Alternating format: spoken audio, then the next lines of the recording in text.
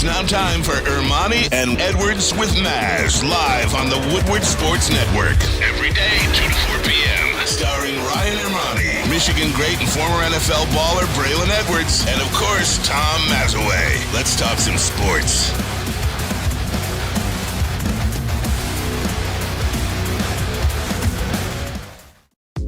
Hey, let's go.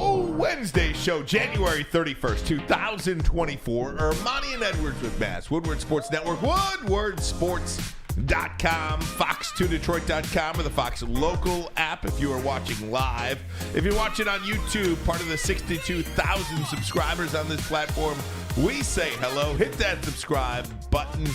Join the show. Hit the like button as well.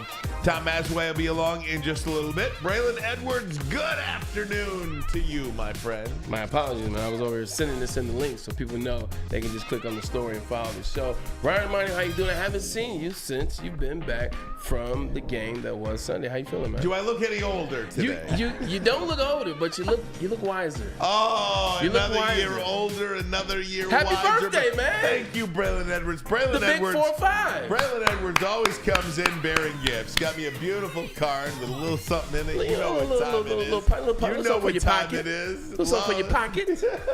Couple of those coffees. You're a great birthday guy. Yeah, man. You love birthdays. You're a great birthday guy. You take care of everybody on their birthday. That's a great trait to have. I appreciate it, man. Everybody should be celebrating your birthday, man. You know, you don't necessarily, have to make it to this next year. It's going to be an amazing year for you. And I just love, showing people that, hey, man, I appreciate you. Another lap around the sun. You deserve a little something. Quick non-sports topic before we get into it here. This is the last day of the month here today. Anybody out there in the chat taking part in this dry January situation? Has anybody done this dry January thing? I did a little bit of a damp January, as I call it. Just, a little bit, just a couple of, just a little damp. Right. A couple of times throughout the month, put them back on maybe a weekend or something. Like you can go to dinner, you have a glass of wine, whatever.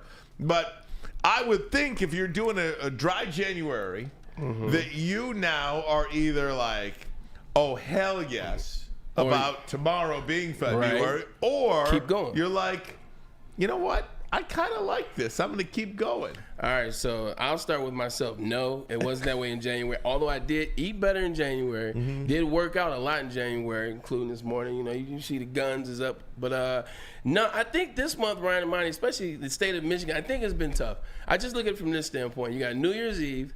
Then on January 1st, Michigan beat Alabama. Seriously. Then my girlfriend's birthday is January 8th.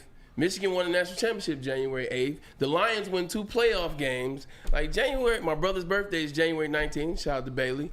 So it's just been one thing after another from basically the 31st of December to this very moment. So it's been tough to kind of do that. DJ Tom T, who always watches, shout out to DJ Tom T, he does that every year. He goes from January 1st to Super Bowl, I think is what he does. But even him this year, it was so much going on in the state of Michigan. I think that might roll over into February. I think that's what a couple of people in the chat are saying as well.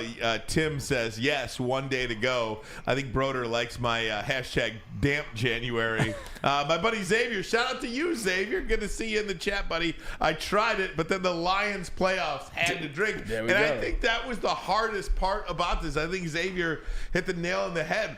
The Lions essentially have gotten us through the month of January. You look up. Michigan started early and the Lions finished. Exactly.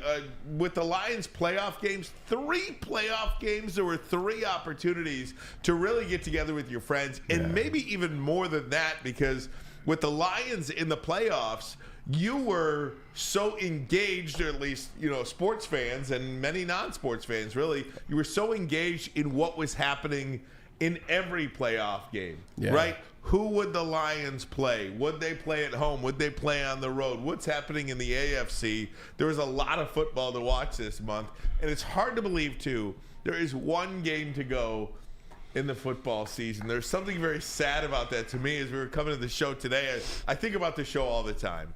From the time I go to bed to the time I wake up. Like, what are we going to talk about today? And the shows have pretty much written themselves. You haven't, not written, but there's a general outline of what you want to do. And every day, the sheet is filled up because there is so much football to talk about.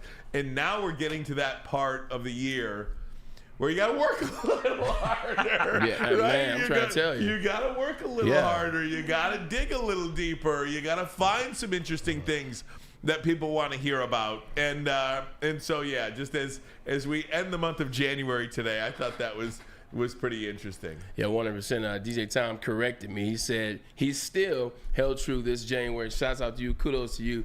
Man, maybe not kudos because you went to Michigan State. So there was no reason to drink early on in January. But kudos to you. You know, he didn't drink. He's downtown. He's right by Eastern Market. So that was a tough thing to do. But you're absolutely correct. Now, these shows have been writing themselves. Like, each week we find ourselves still in the playoffs, still with a shot. One more game to the Super Bowl. And here you are at the Super Bowl. We came up just a bit short.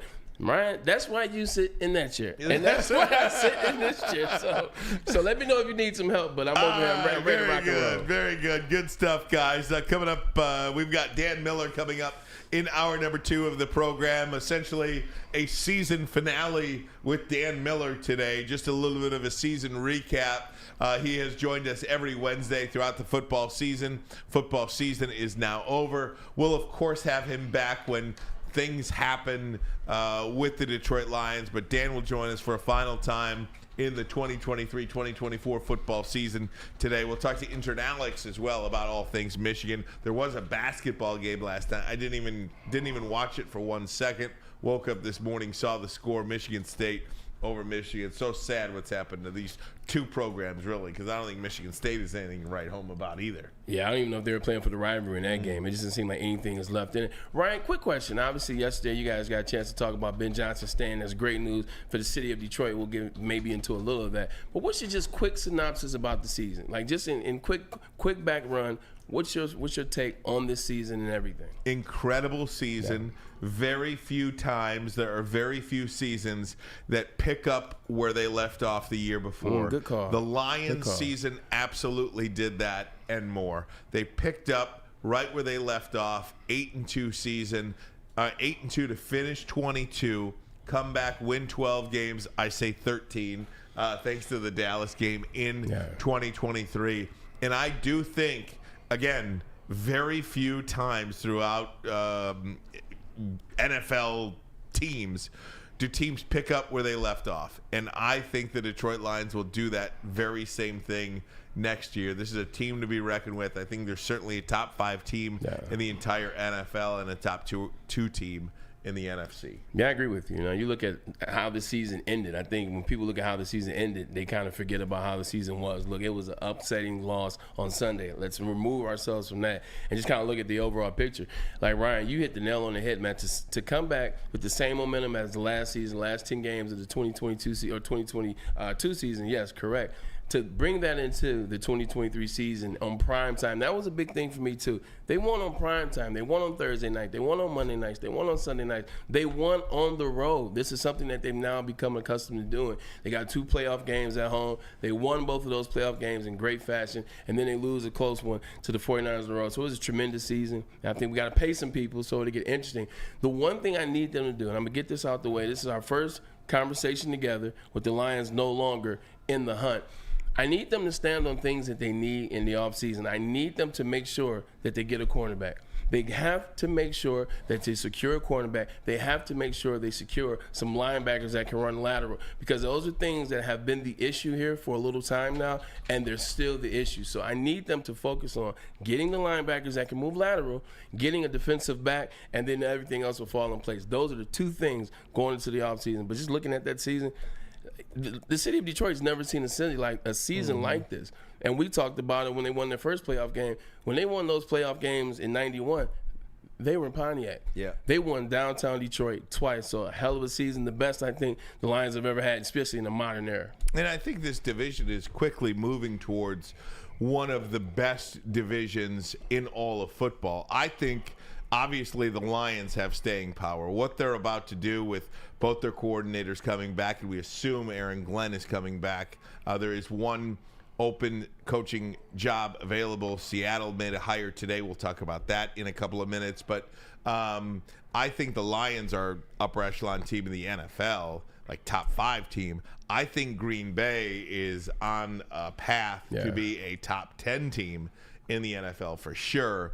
I think Chicago, with their draft picks and all that draft capital and all that free agent money, I think they're a team that could be reckoned with for a lot of years. And depending upon what Minnesota does with Kirk Cousins, he wants 2 years guaranteed, $90 million, $45 million a year. If Kirk Cousins returns with Justin Jefferson and Jordan Addison, that is a very formidable team in the league as well. So I think the NFC North is a division, Bray, that so much could be put in. The Lions could win 12 games next year and not get a home playoff game. That is why I always say each year is so unique to its own year.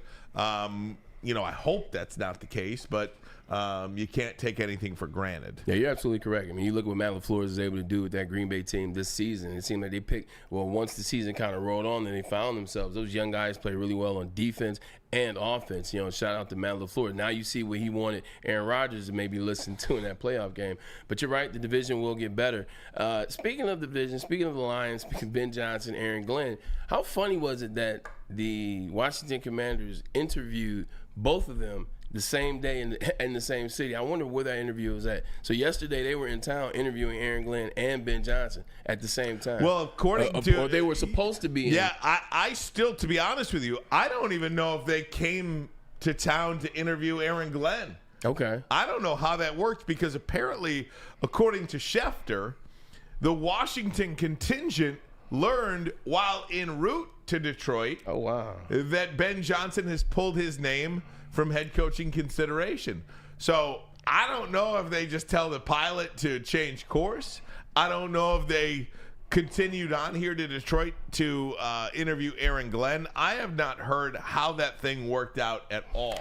Yeah, I'll be interested. I mean, but luckily that's when you fly private, you have that option. Right. Hey, excuse me, tell him to turn this baby around. Yeah, I wonder what happened with that. Ben Johnson made the shocking decision to come back, and I think it's good for the city. But it is interesting because I heard Adam Schefter, as you guys said, say that the Washington Commanders were surprised. They're a team that was, they're one of the most expensive teams in the NFL. The Washington brand, they have 3 Super Bowl titles, if you will, as the Washington Redskins. The prime new owners, like they got the number 2 pick in the draft. There's a couple quarterbacks coming out, so that's a very shocking move by Ben Johnson, man. This grit, if this is it. This grit and this identity and this belief and this buying into what Dan Campbell is, what the city of Detroit could be. This is a real thing, man. You got to take your hat off to Dan Campbell for building something so something so strong to be able to be believed in like this. I was shocked. And I mentioned this yesterday, and you'll probably get sick of me mentioning it, but I really do believe the Detroit Lions will win the Super Bowl next year. I think these guys coming back together for now a 4th year, essentially. Yeah. I think everything is in place for them to win the Super Bowl next year. And if they win the Super Bowl next year, Ben Johnson will again have the pick of the litter. He will absolutely be able to name his price. He will be able to name his job. And I think for so many coaches, and Mike McDonald, the Baltimore Ravens defensive coordinator, former defensive coordinator for Jim Harbaugh at Michigan, he got the head coaching job in Seattle today. He's the youngest head coach in the NFL, 36 years old. Which is interesting because they fired Pete Carroll, who was a defensive-minded coach. Mike McDaniel was a defensive-minded coach. Oldest coach in the NFL. In Pete Carroll, now they have the youngest coach in the NFL. Shows you what they cared about. Exactly. But now, Mike McDonald, absolutely great. Congratulations to you. Now, I'll say this. And D'Amico Ryans had a lot of success in Houston. Defensive-minded coach goes to Houston. The only difference is this. Who is the quarterback? Yeah, I don't care who you are. If you don't have a quarterback, you're not going to win in this league. And what's going to happen is 2 years from now, maybe. You're lucky if it's 2 years. Yeah, you are. You're right. You're not guaranteed that full. Go ask Robert Saleh. He's struggling. Robert Saleh, but somebody just got fired midway through the year this year. Frank Reich.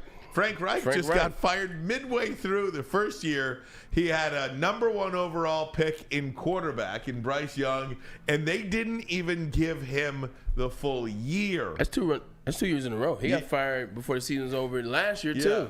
Colts. So what I'm saying is, great. Who's your quarterback? Yeah.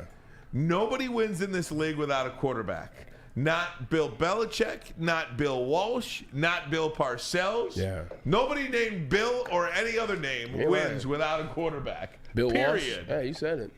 Yeah, you're absolutely correct. And if you have a quarterback, because nowadays all you have to do is take an offensive coordinator with some variation of Kyle Shanahan's system. We've seen it, whether it's Slowick with the Houston Texans. Like, all these guys are using Kyle Shanahan, Matt LaFleur, Kyle Stefanski, some version of it. All you got to do is get one of those coordinators and then get yourself a quarterback, though. But that's the hard part, Ryan, because the Detroit Lions were trying to do that for a very long time. More coaching news as well. We'll get into the Seattle Seahawks situation. We'll get into the Washington Commanders situation as well.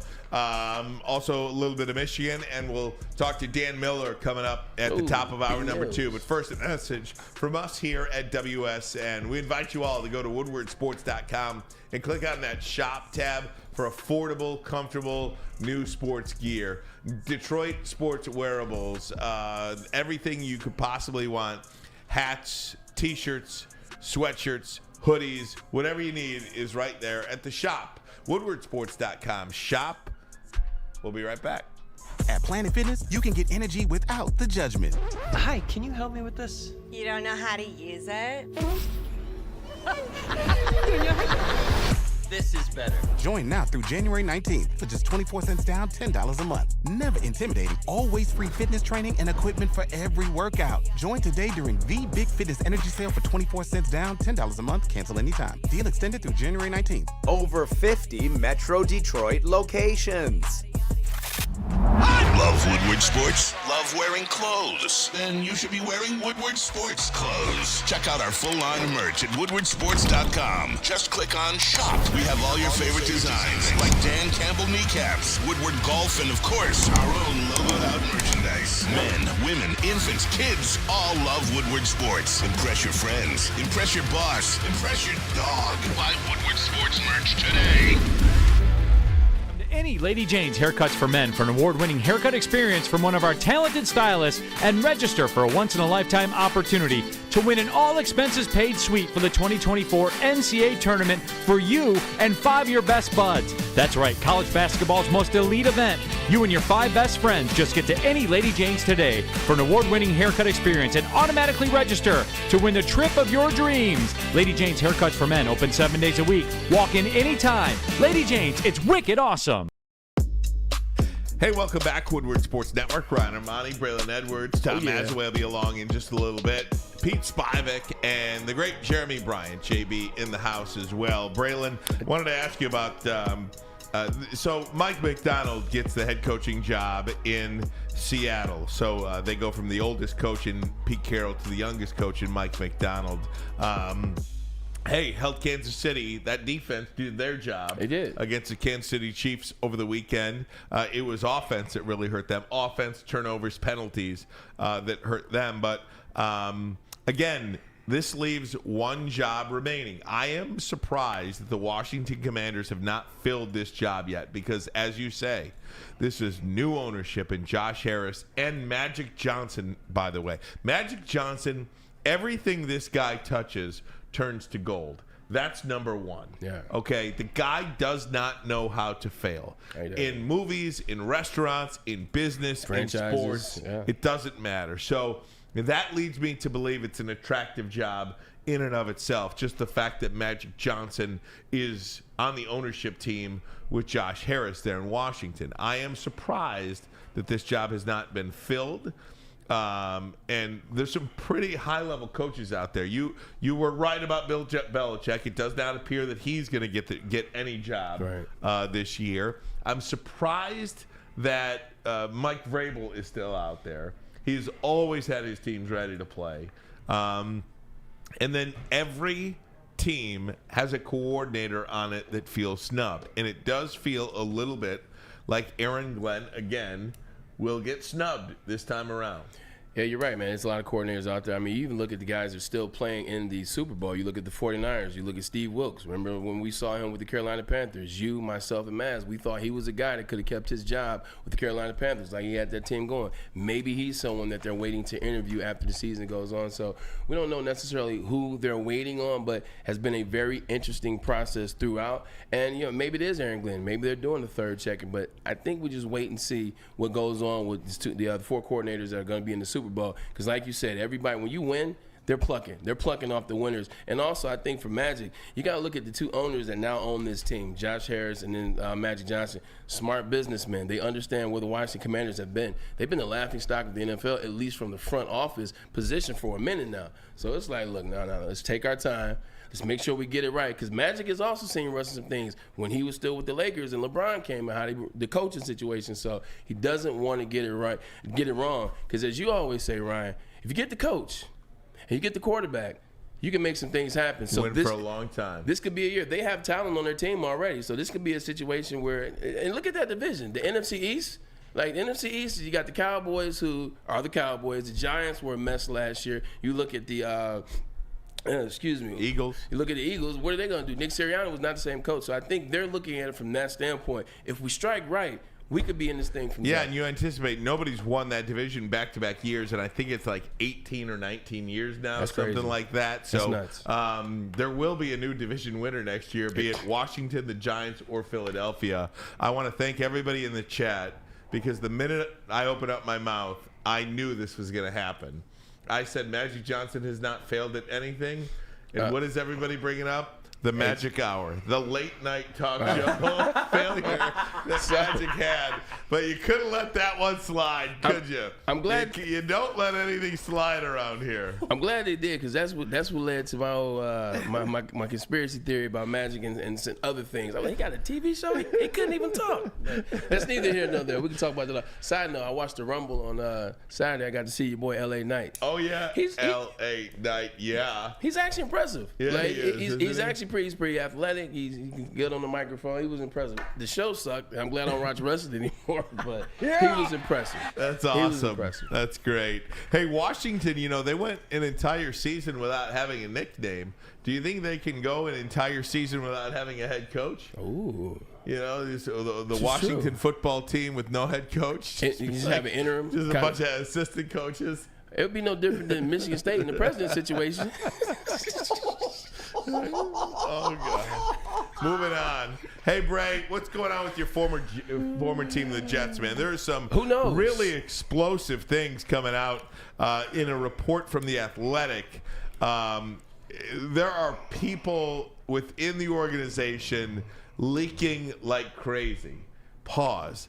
And Robert Saleh looks like he has created a disaster over there, and Aaron Rodgers is holding everybody hostage.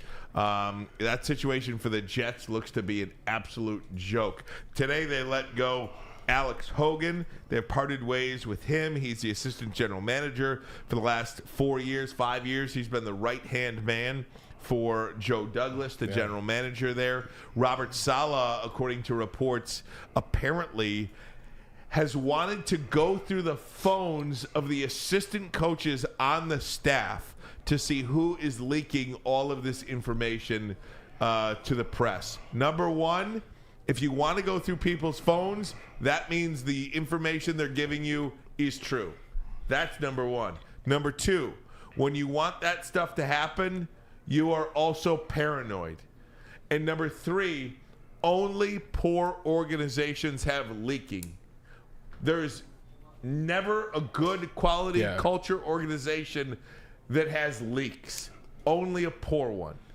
Yeah, it's funny you talk about leaks and informants. I was just watching Griselda. You guys got to check it out on Netflix. Griselda by Griselda Blanco, the godmother. Like, listen, man, I can't think of her name right now. Sofia Vergara does an amazing job. Amazing she killed show. It. But she lost her mind thinking about an informant, and it gets me to your point. You're absolutely correct. When you have people leaking information, it's your own people. It's people that you hired. It's people that no longer think that this thing has a chance. You just look at last year, Ryan Ermanni, listen.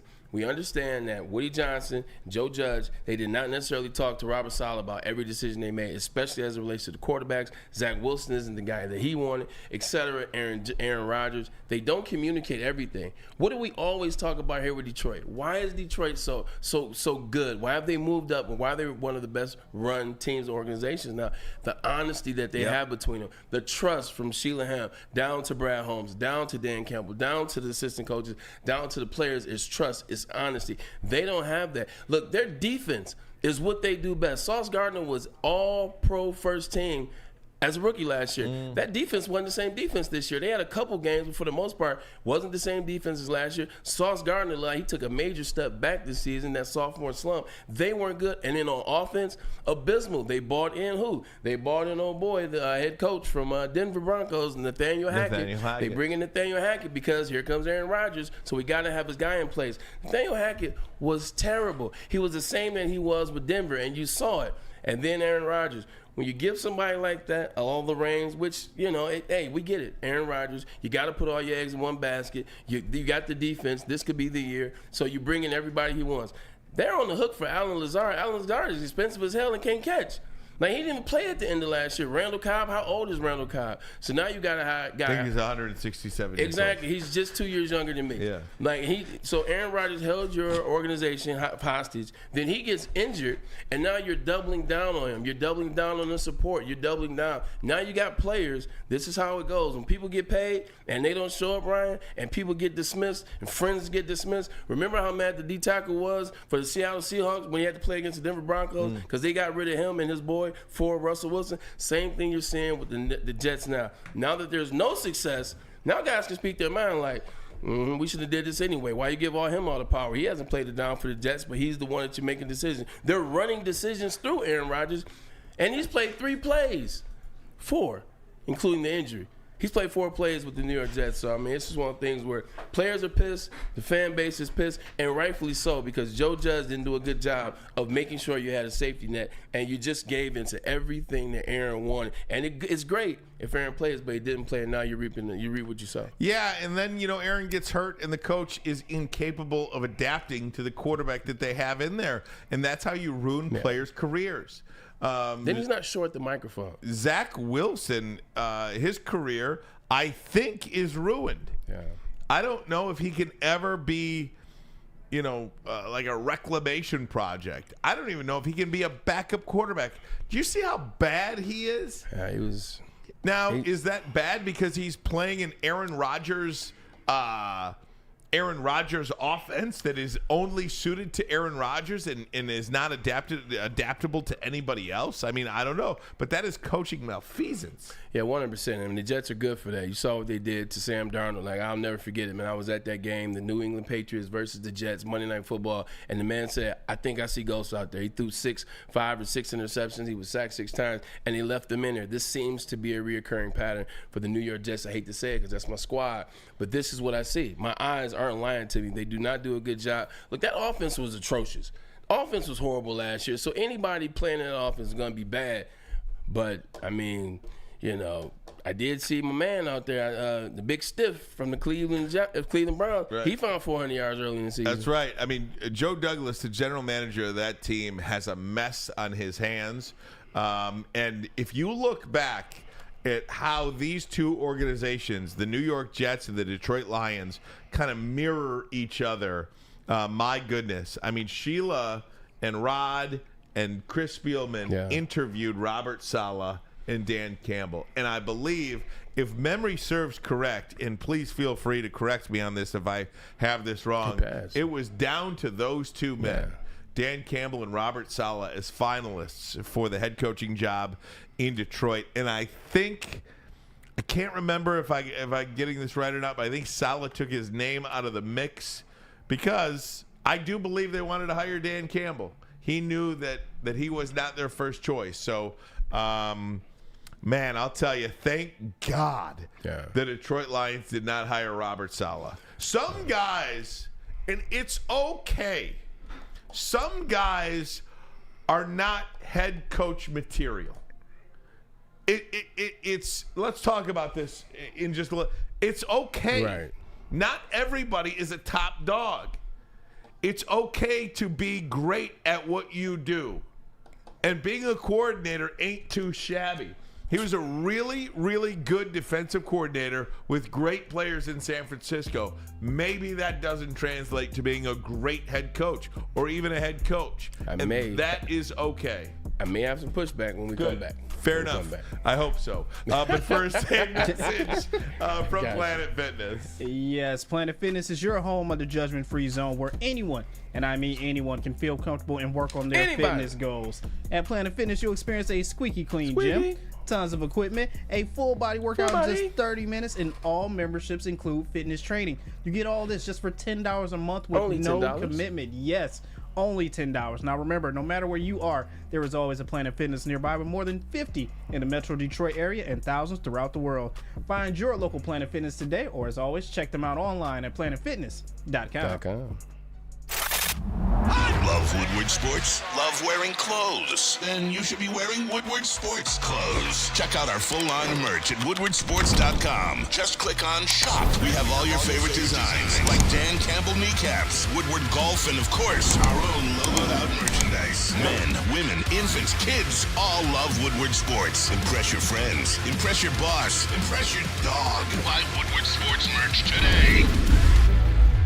At work and at home, we're there with smarter security solutions, featuring complete automation with customized alerts and more. For over 90 years, we've been the company that's been counted on to protect what matters most, all with personalized service and care. Right now, for a limited time, receive a free video device plus free installation with a new home system. Guardian Alarm. We protect Michigan.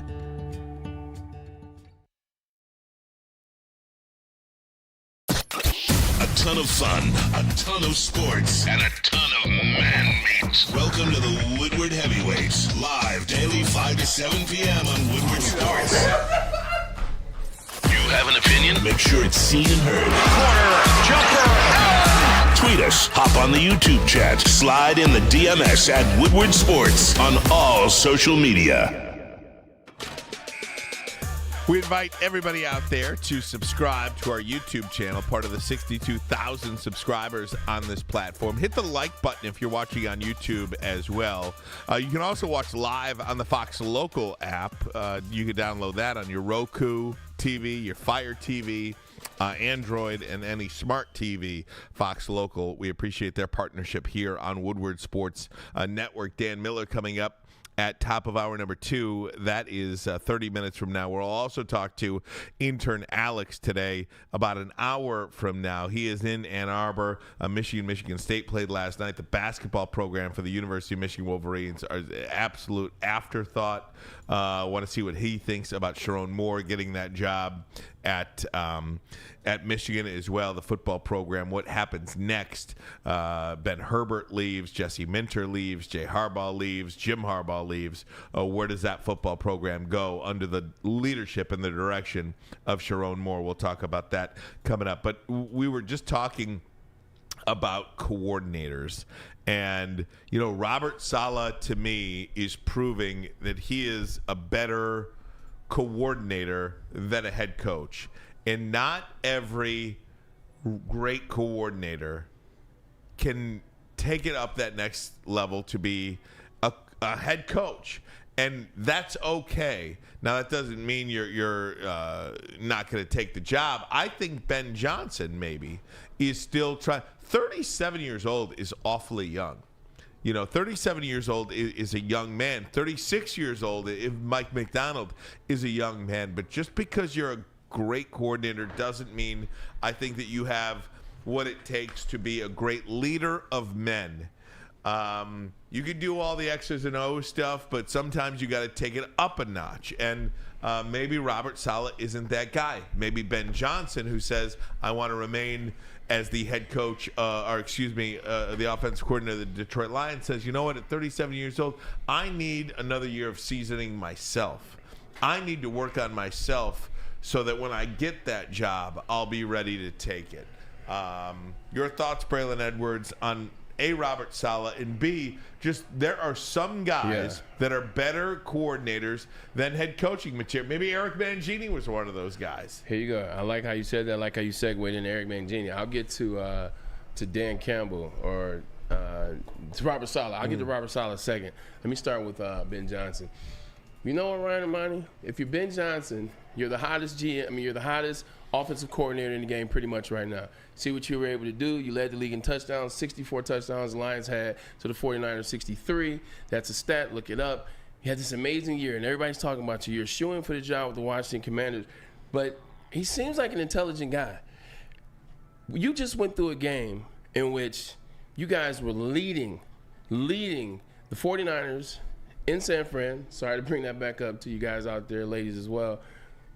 And now all of a sudden, Dan Campbell, at the end of the game, because of decisions he made and how he coached the game, a lot of people who just a day ago would have ran through a wall for Dan Campbell, now they have questions about Dan Campbell. Now they may not want him as a head coach. Now I know this is the small minority, but at the same time, if you're Ben Johnson, you're like, hey, man, I'm about to be on that neck. That's going to be me. I'm going to have to make decisions like this. I'm going to be in spots like this. Am I equipped to handle that? Am I equipped to mentally, make the wrong call and have to deal with it, or make the right call, but people say it's the wrong call, or deal with players? So one of those things is exactly what you said is, maybe I need to take a step. Maybe I don't want the Seattle job. Maybe I don't want the Washington job. Maybe I need another year, build under Dan Campbell, build myself. Like maybe this year was about him building offensive coordinator, and then he was going to become a head coach. But he wasn't thinking about being a head coach during that last season. Maybe this year he's both. Maybe this year he's offensive coordinating, but at the same time he's watching Dan more. He's starting to, what would I do in this situation? Game management type stuff. Exactly. Now he's paying attention. Now he's micromanaging the decisions that Dan Campbell is making. So maybe this is a year for him to kind of maybe another study year, if you will. Like he could have came out after junior, but he decided to study one more year so he can be ready after his senior year. So I think it could be elements of that as well. Like, look, I've had, and to your point, not getting to Robert Saleh, you said you got to have a quarterback. He hasn't had a quarterback. The quarterback's been terrible, but not everybody is meant to be a coordinator. Romeo Crennel is one of the best defensive minds the NFL has ever seen. He was on the defensive staff for the Giants when they were winning in the 80s. He was with Bill Belichick as the defensive coordinator when they won their first 3 Super Bowls. He was the defensive coordinator with Charlie Weiss as the offensive coordinator. That's another great example. 100%. Charlie Weiss goes to Notre Dame, and he can't win on his own. So Romeo Crennel, he didn't know how to be a head coach. He was whatever the offensive coordinator said, whatever the defensive coordinator said. Hell, during the week, I didn't even see Romeo because I played offense. I didn't even see him. So not everybody is equipped because you have success. Matt Patricia, who you didn't realize wasn't that good as a defensive coordinator either, but he comes from New England, the Super Bowl, and he comes here, and he's just a whole piece of work. Not everybody is meant, because in those moments, you got to balance coaches, you got to balance players' egos, you got to make the decisions. You can't get emotional when media says things about you. There is a lot that comes with being a leader. There's a lot with being the leader of men, and that's the head coaching position. I'll name you another name. Josh McDaniels. Boom. Josh McDaniels is a pretty darn good offensive coordinator. Really good, especially when he has Tom Brady. Can't be a head coach. Yeah.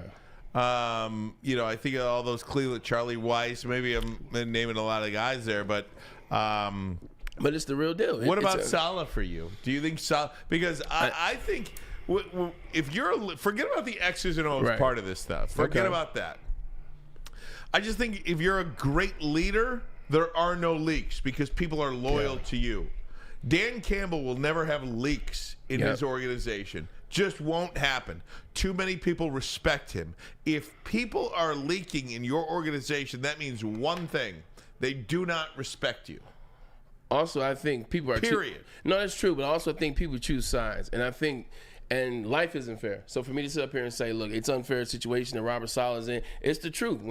When you have one hand tied behind your back and you're asked to do a task, it's not fair. Like, it's going to be tough. Things are going to fall through the cracks, and I think that's what you're seeing in New York.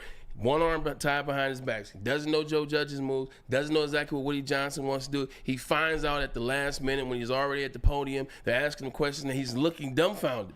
When they're asking him questions, he's finding out things in real time. That talks about that transparency that the Lions have. Talking about the transparency that the Chiefs have. You name a winning team, you'll see transparency between the different levels, whether it's the top to the front office and to the coach. You don't see that in New York. So one hand tied behind your back. I don't like how he kept doubling back on like the quarterback, like how he came to the podium and just was erratic and wasn't informed.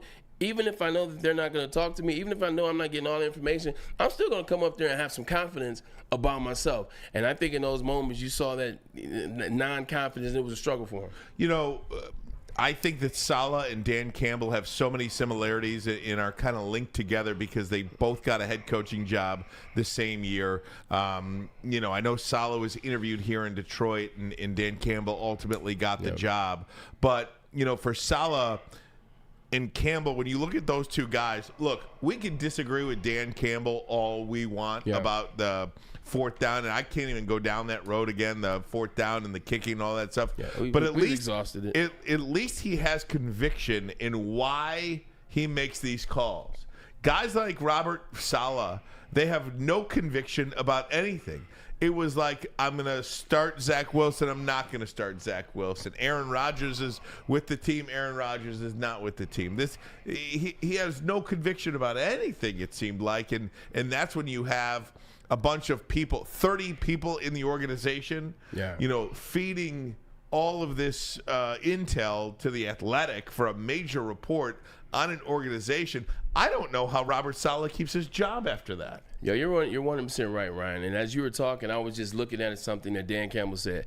After the game, they interview Dan Campbell, Pete, JB. They interview him. And what does he do? He doubled down on the decision to go for it all 3 times. He doubles down. What do you say? I don't regret it. Now, behind closed doors, he may regret it. You know what I mean? And that's his prerogative. You know, when he's talking to Sheila Hammond, he's in the meeting, he's like, maybe I should have took the points because she's the owner and you want to tell those things. But in that microphone, with the team watching, with the country watching, he stood up there and he said, look, I don't regret it. This is what we do. I stand on it. I stand on business. If that would have been Robert Saleh at that podium, that wouldn't have been the same rhetoric you got. You would have been able to convince him that he was wrong for going for it. He would have started off saying, hey, you know what? And this is what got us here, and this is typically what's worked for us. By the end of that press conference, he might say, hey, you know what? Maybe we should have gone for it. I mean, maybe we shouldn't have gone for it. Maybe I should have kicked the field goal. You know, I just don't know. That's not a guy that I want leading my team. Right. I mean, look, there's one guy on this desk that played NFL football, and you're not looking at him right now. But you know, I would think. And whether you play football or whether you work in television football or work anywhere, you want to trust your leader, right? You want to trust your manager. You want to trust your head coach. You want to trust your boss. And I think if you look around at that Jets team compared to the Lions roster, how many guys on the Lions roster trust their head coach? Give me a percentage. 100%. How many guys on the New York Jets roster trust their head coach? Give me a percentage. 23. Maybe. Yeah, I agree. I mean, 17. You know, I mean, it's a great number. So, right, it's a great number, but it's just like that's part of the leadership aspect that I don't think can be underscored in a professional organization, and that's why when you look at the Detroit Lions and this culture, that word gets thrown around in sports like you wouldn't believe, culture, but. I'll show you a bad culture, I'll show you a good culture. The New York Jets and the Detroit Lions, 2 organizations that were on the same that were on the neck and neck. Identical tracks. Yeah. One is playing for Super Bowls and the other is trying to ward off newspaper articles about them. Yeah, one is just trying to make sure that people know that they double down on their decision to bring Aaron Rodgers in. And to be honest, Ryan, it's not over for the Jets. They have another bad season coming. You can see the writing now. They got another bad season coming. Well, what's not over too? I mean, if you think of the consistency with the Detroit Lions coaching staff, okay, just looking at these 2 organizations, what we're talking about with the Jets today is almost what we were talking about with the Lions for a long time with. You know, Matt Patricia and Bob Quinn, nobody trusting anybody. I mean, I can't even imagine Dan Campbell walking up to his coaches and saying, let me look at your phone. I want to see if you're the leaker. That would never happen to this organization because Dan Campbell trusts his coaches and his coaches trust Dan Campbell. And everybody in that organization trusts their owner and trusts their general manager and trusts the advisors.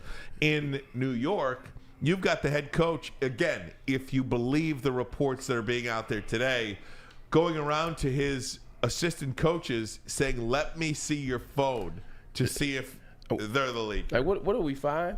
And for all the people out there that don't know this part, which I know most of you are intelligent enough to realize, is Robert Saleh hired everybody on that staff. Mm-hmm. Like, as the head coach, the one thing you definitely get to do is pick your staff, which means if you keep people that are already there, you still have to interview those people if you want to keep them on your staff. So the fact that this is someone on his coaching staff, he hired these people, so 100% right. They don't trust him, they don't trust the system, and they want him out. All right. Rats, man. That's it. Rats. Freaking rats. Hey, coming up next, we're going to talk about a couple of Pro Bowl selections. Who's going, who's not headed to the Pro Bowl games. Braylon Edwards played in a Pro Bowl game. We'll get his take on that. Take a look at the Super Bowl. And, of course, Dan Miller coming up top of the hour. But first, a message from Fairway Packing Company. So I went there yesterday, and I got a prime rib. That's what I had for my birthday dinner last night. Walked in, this vacuum-packed prime rib. I should text a picture of this to you, Pete, so you can see it for the next one. This thing was huge. This thing was enormous, and this thing tasted great. For over 60 years, the Barada family and Fairway Packing has been providing Michigan's finest hotels, restaurants, and casinos with prime beef, Wagyu beef, and dry-aged beef. You can experience the Fairway difference for yourself today. You don't have to go to one of those fancy restaurants to experience that type of meal. Cook it at home yourself. If you can't make it in person to the steak shop in Grosse Pointe Woods on Mack Avenue, they ship next day. Fairwaypacking.com. Fairwaypacking.com. Have you ever wondered where all the finest restaurants get their steaks? It's Fairway Packing Company, providing Michigan restaurants, hotels, and casinos with prime beef for over 60 years. But now you can buy these cuts of meat for yourself at the Steak Shop by Fairway Packing Company. Prime porterhouse, A5 Japanese New York strip steak, dry-aged Wagyu beef tomahawk.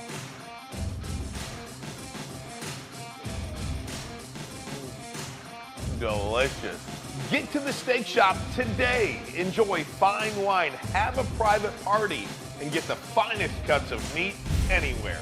The Steak Shop on Mack Avenue in Grosse Pointe Woods, or order online, fairwaypacking.com.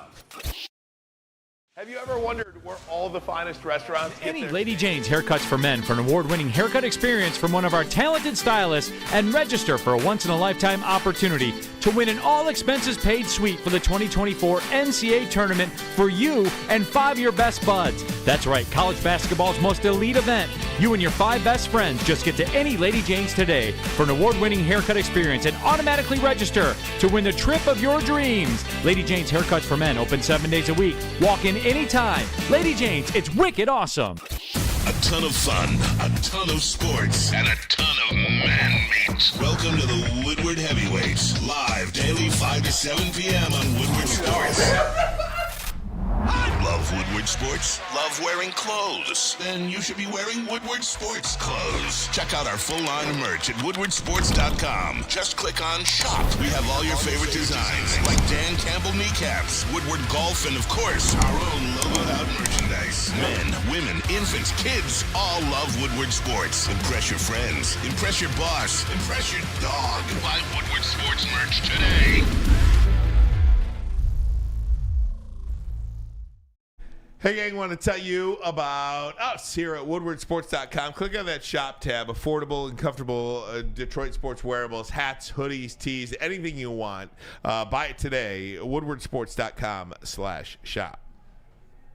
All right, Braylon Edwards, talk to me about your Pro Bowl experience, because these guys have a much different experience from the one that you had. By the way, Frank Ragnow not going to participate in the Pro Bowl games, as they are called, this year due to his multiple injuries. Eric McCoy of the Saints will be in his stead. Jared Goff has decided not to participate either. But Amon-Ra, St. Brown, and Jahmyr Gibbs are headed to the Pro Bowl, so those two will display their talents in the Pro Bowl games. Pro Bowl's a lot of fun, man. I mean, it's something that if you have dreams and aspirations of making it to the league, then you also have dreams and aspirations of making a Pro Bowl, making a Super Bowl, etc. So getting a chance to do it was fun. Peyton Manning, Derek Anderson, been Roethlisberger were the quarterbacks. It was me, Chad Ochocinco, excuse me, Reggie Wayne, etc. It was a lot of fun. You go out there, you hang out, and it's in Honolulu. It's not really practice. Like, you go to practice, you look at the plays for 20 minutes, you're drinking by the pool by 10:45 a.m., man, and doing it all day, and it was fun. You go surfing. But it's just fun to be around your peers. And I think that's the thing, Ryan, most of all, is getting to be around the other guys in the NFL that you call elite, that you look at when you're on the same team as Ray Lewis and Peyton Manning. You know, you're looking at across from you, and you got Charles Woodson and you got Champ Bailey and things like that. So it's a lot of fun. But now it's, how did it happen like this? How did it work out? Like, I mean, you know what it is? It's money. But I understand it to a certain extent. I mean, these guys, like, you got receivers making $30 million. Yeah. I mean, you got quarterbacks making $60 million in a year or two. I think this season. So with that being said, I can't really justify having my $60 million quarterback, right, playing in the exhibition game. I can't justify having my $30 million wide receiver who we gave away 3 first-rounders for. His job is to get me to the Super Bowl. I could care less about this expedition, which you always talk about, exhibition, I should say. So it sucks, but it is understood. Because if you're a fan base, and because I want to say, what was it? The New England Patriots, Robert Edwards was running back. What's up, big guy? The New England Patriots, Robert Edwards was running back. This is back in like maybe 99, 2000. They were doing some beach volleyball game at the Pro Bowl and Pro Bowl, and he tore his ACL. Oh, I remember that. It was never the same running back. He never got paid played or again, nothing. because then they had to go get Kevin Falk from LSU. But that's one of the risks you run in playing these games. So I think I get it, and it's cool. But it just sucks because Maz, who just is about to sit down, will tell you, I'm pretty sure, about all the Pro Bowls that he used to watch, especially the fastest man was my event. Willie Gault, Herschel Walker, Rod Woodson, Sean Taylor. Yeah, that was really the image that I think a lot of people think about when they think of the Pro Bowl is Sean Taylor. And I don't know who he blew up, but Sean Taylor blew somebody up. Yeah, Ryan was a wow. Was he with Dallas? Bills, there you go. Yeah, he knocked his. Sean Taylor was a different type of player, man. Rest in peace. He was going to be definitely one of the greats. Arguably, he could have been one of the greatest ones of all time. Braylon, I haven't had a chance to talk to you about the Super Bowl yet. It is set, and I had a buddy text me yesterday and say he's not even going to be able. He can't. I mean, he's going to watch. I mean, he's going to watch, but he can't even watch the Super Bowl this year. He's like, I just can't do it. We could have beat the Chiefs. We should have beat the 49ers. What is your early read on the Super Bowl? San Francisco is a 2-point favorite, over under 47.5. I just don't understand how people, the odds makers, can continue to make Patrick Mahomes the underdog. San Francisco did not look good against Detroit. I think Detroit gave them that game. They did not look good against Green Bay. They hadn't played a good game start to finish in 6 weeks. Yeah. 5 weeks, I think. What do you make of this Super Bowl early 10,000-foot view of it? Kansas City Chiefs. Like, what are we talking about? Like, what are we absolutely talking about? The Baltimore Ravens did something to the 49ers. The San Francisco 49ers have not been the same team since the Baltimore Ravens game. Now, they do what they need to at the end. Brock Purdy, he had to drive at the end of the Green Bay Packers game, which is a game Green Bay had in the bag as well. You see, fast forward to the next week, the Detroit Lions are winning 24-7 at halftime. It's 24-7 at halftime. Detroit Lions versus the 49ers. For some reason, they can't get out the blocks lately, and they're becoming the second-half team. Ryan Ermanni, I make you this promise. You do not want to turn into a second-half team against Patrick Mahomes. You see what he is doing. He is answering the bell every freaking time they're scoring on the first drive. Like what he did in Baltimore, he took Lamar out of it. He made Lamar focus more on being better than him and how good he was playing than actually wanting to win the game and actually doing the things that he knows he can do, running the ball, extending some plays. He tried to beat Patrick Mahomes straight up. 2 drives in a row, they scored touchdowns. That game was over. Even though they were in it, they were never in it because Lamar was never in the game.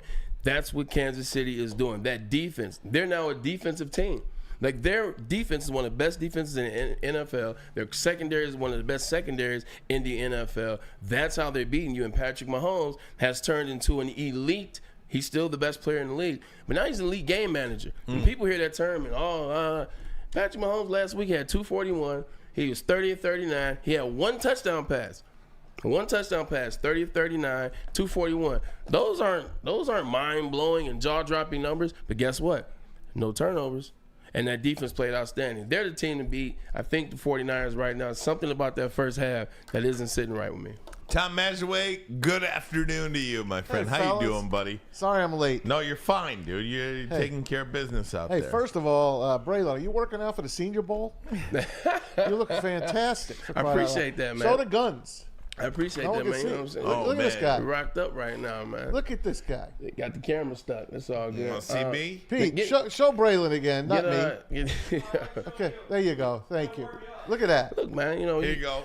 It's the, Look at that. I told you I was working out and eating better in You look January. great. I appreciate that. Sometimes working out clears your mind and it keeps you healthy. So healthy mind, healthy body, you can do healthy things. Second of all, you were talking about Patrick Mahomes and how I he ain't paid betting against him. How he paid attention to Lamar Jackson. I mean, Lamar Jackson paid attention to him. You and I talked about it the other day. Yes, we did. He stood up when Ryan was running behind on Monday. He was stuck at the airport. We talked about that Freaking game. Dulles. And I noticed Lamar Jackson usually sits like Jalen Hurts does. Sits Has a on the towel bench, on, cap on, has the towel glasses on. chilling out. You know what he was doing during that game? Standing on the sidelines wanted watching it. Patrick Yep. Mahomes with his mouth open. Like, oh, my God, I got to go do this. And he moved the team. They just could not stop making mistakes. You got a fumble into the end zone by the rookie, and you got that bad interception on the other end zone. It 100%. Look, Zay Flowers, he's going to take a lot of blame for that. A young guy, young rookie. He was dynamic this year, but yes, he had two big plays. The taunting penalty took him out of an easy touchdown, terrible. and then they didn't even score on that drive. And then the next time, he fumbles trying to go in as opposed to just taking the tackle. I understand that. But Lamar Jackson definitely contributed to that as well. Like, he was overthrowing guys on every pass. Yep. Every pass was 3 to 4 yards too far, not even giving his wide receivers a chance to make a play. And a lot of times he second-guessed himself. He's set in the pocket for too long, Ryan. That strip sack fumble, that's a play he's set in the pocket for just a little bit too long. So it's one thing in the regular season, man. It's one thing in the regular season. It's one thing when it's a Monday night football game or a Thursday night football game or you're in Baltimore and nobody cares. It's another thing when it's the playoffs and the next game gets you to the Super Bowl and you're playing against a guy that's already been there 3 times and won 2 of them. It's another thing, and I think in that moment, it was too big for him. I'll tell you, I think John Harbaugh called a bad game. I'm going to blame it a little on him. You don't use Isaiah Likely. I mean, the guy's a stud. You don't use Mark Andrews. I know he came back first game. And then Odell Beckham started going in the fourth quarter. What the hell took so long to get him the ball? What took him so long? He's looking for Zay Flowers every single play.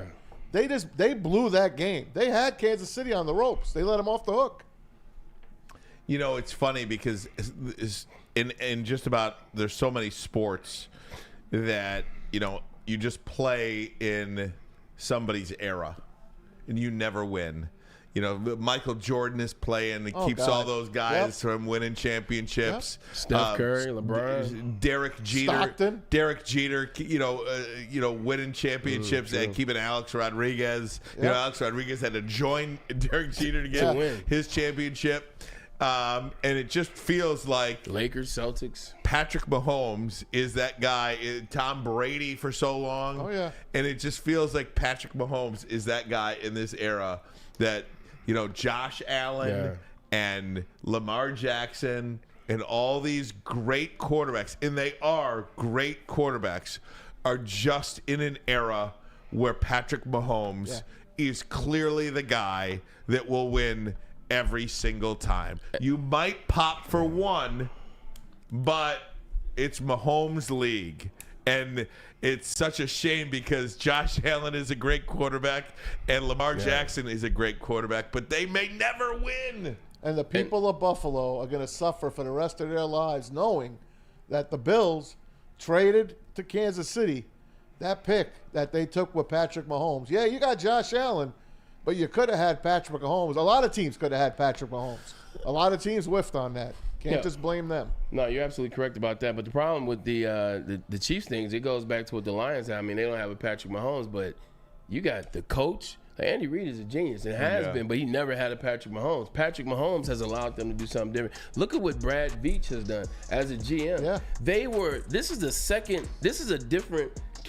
the third version of the Kansas City Chiefs team, if you're being honest. They won the first Super Bowl. They were a high-powered offense, man, right? Leading the league in scoring, Patrick Mahomes, 50 touchdowns, et cetera, et cetera. The next time they won the Super Bowl, which was last year, offense had to come through late in games. The defense started to become a better version. Now this year, they're a defensive team.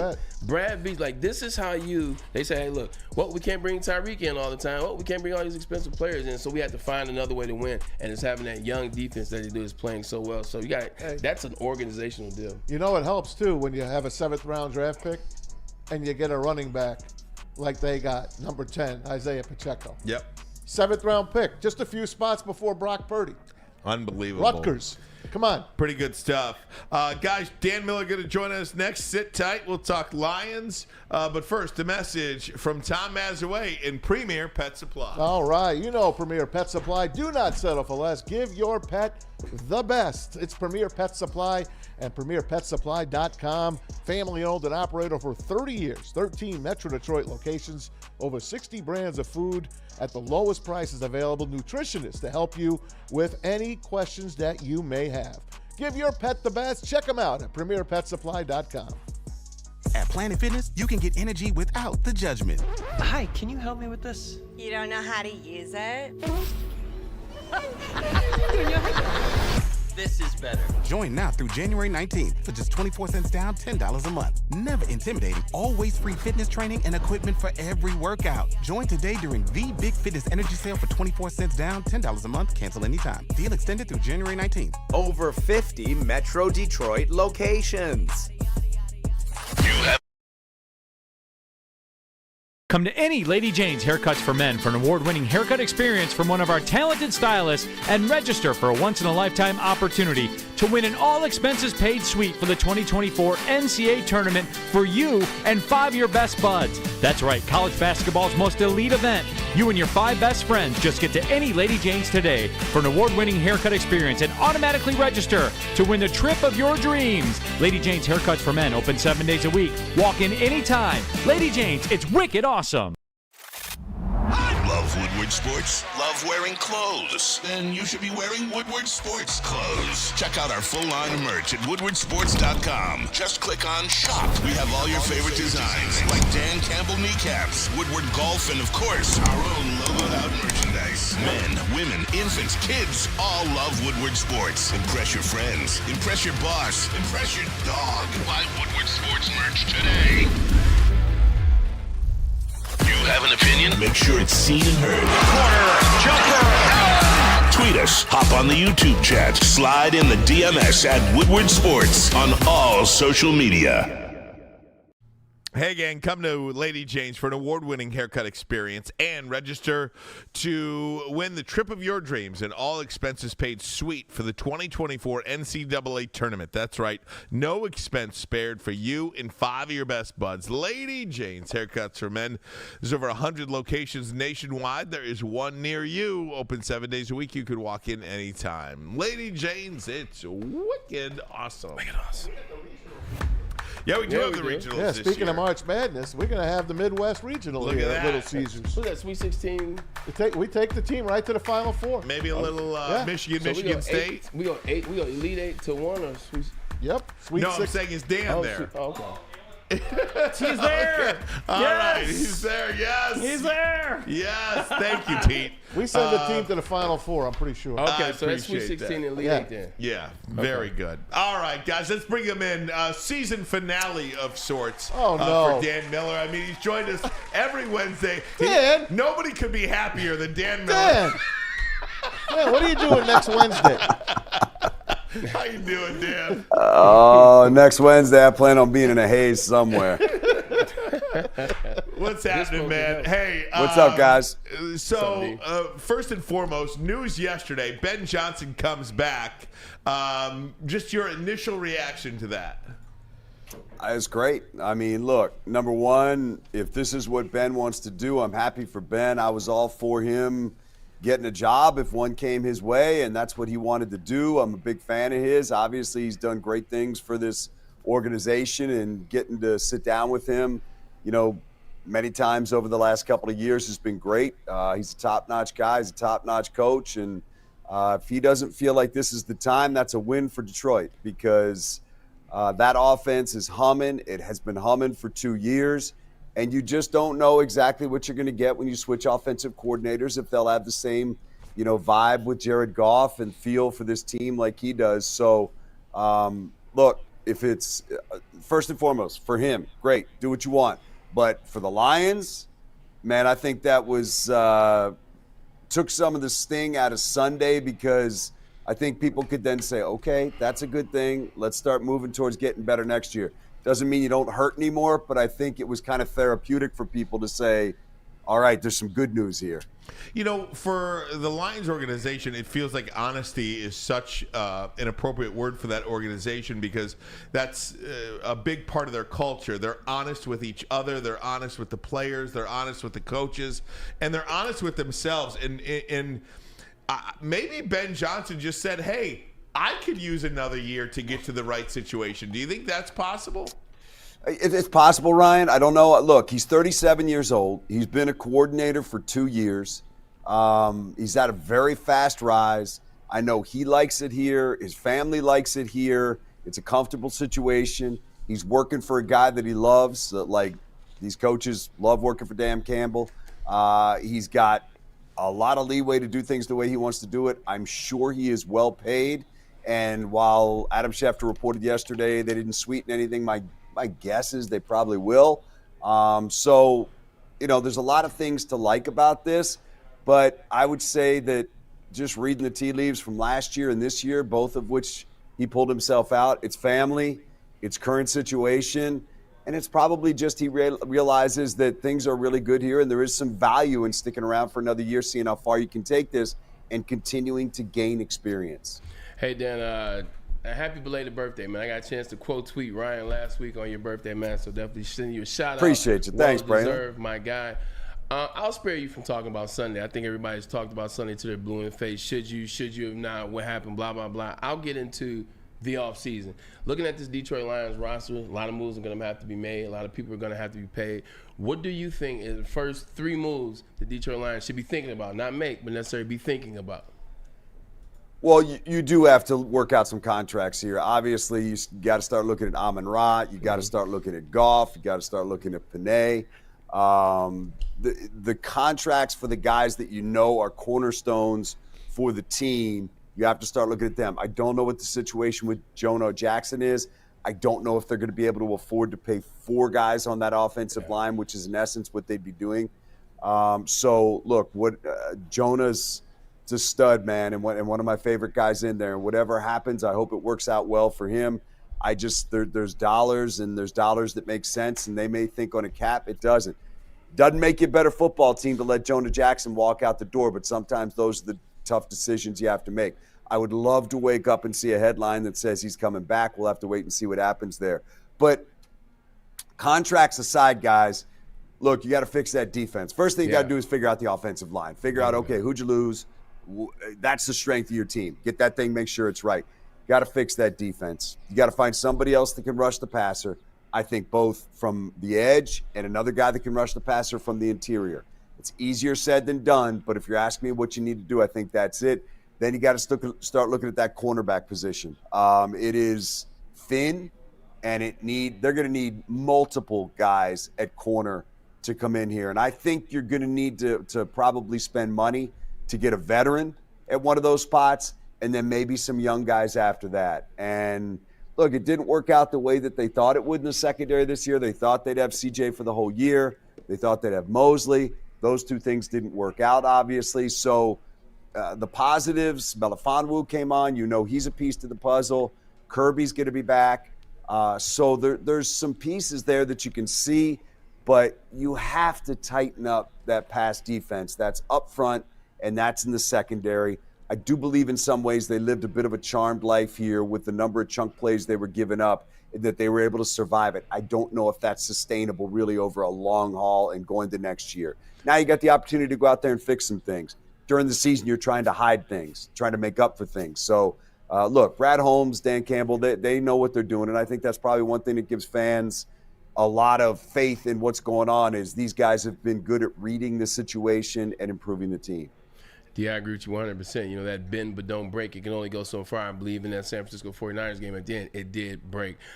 You brought up a player. You brought up Jared Goff. How interesting and hard is this conversation going to be with Goff and Detroit Lions? Because there's a lot to unpack, if you will, in terms of the extension. I'm thinking something along the lines of Geno Smith, but I could be wrong, in terms of how Seattle paid him. Well, I think Goff has more of a track record than Geno Smith. Goff has led a team in LA to a Super Bowl, won playoff games there, came here, found his game, found a comfort level, won 2 playoff games, was a whisker away from going back. I think there's more of a track record there. Look, I think he's going to get paid. I think he's going to be one of the top paid quarterbacks in the NFL. He's going to make $45 to $50 million somewhere in there. And then over the next couple of years, other guys are going to get paid, and he'll go from whatever, top 4 or 5 to 8, 9, or 10. That's just how it works. But what he's done, he's earned it. I mean, this is a top offense. He is statistically a top quarterback.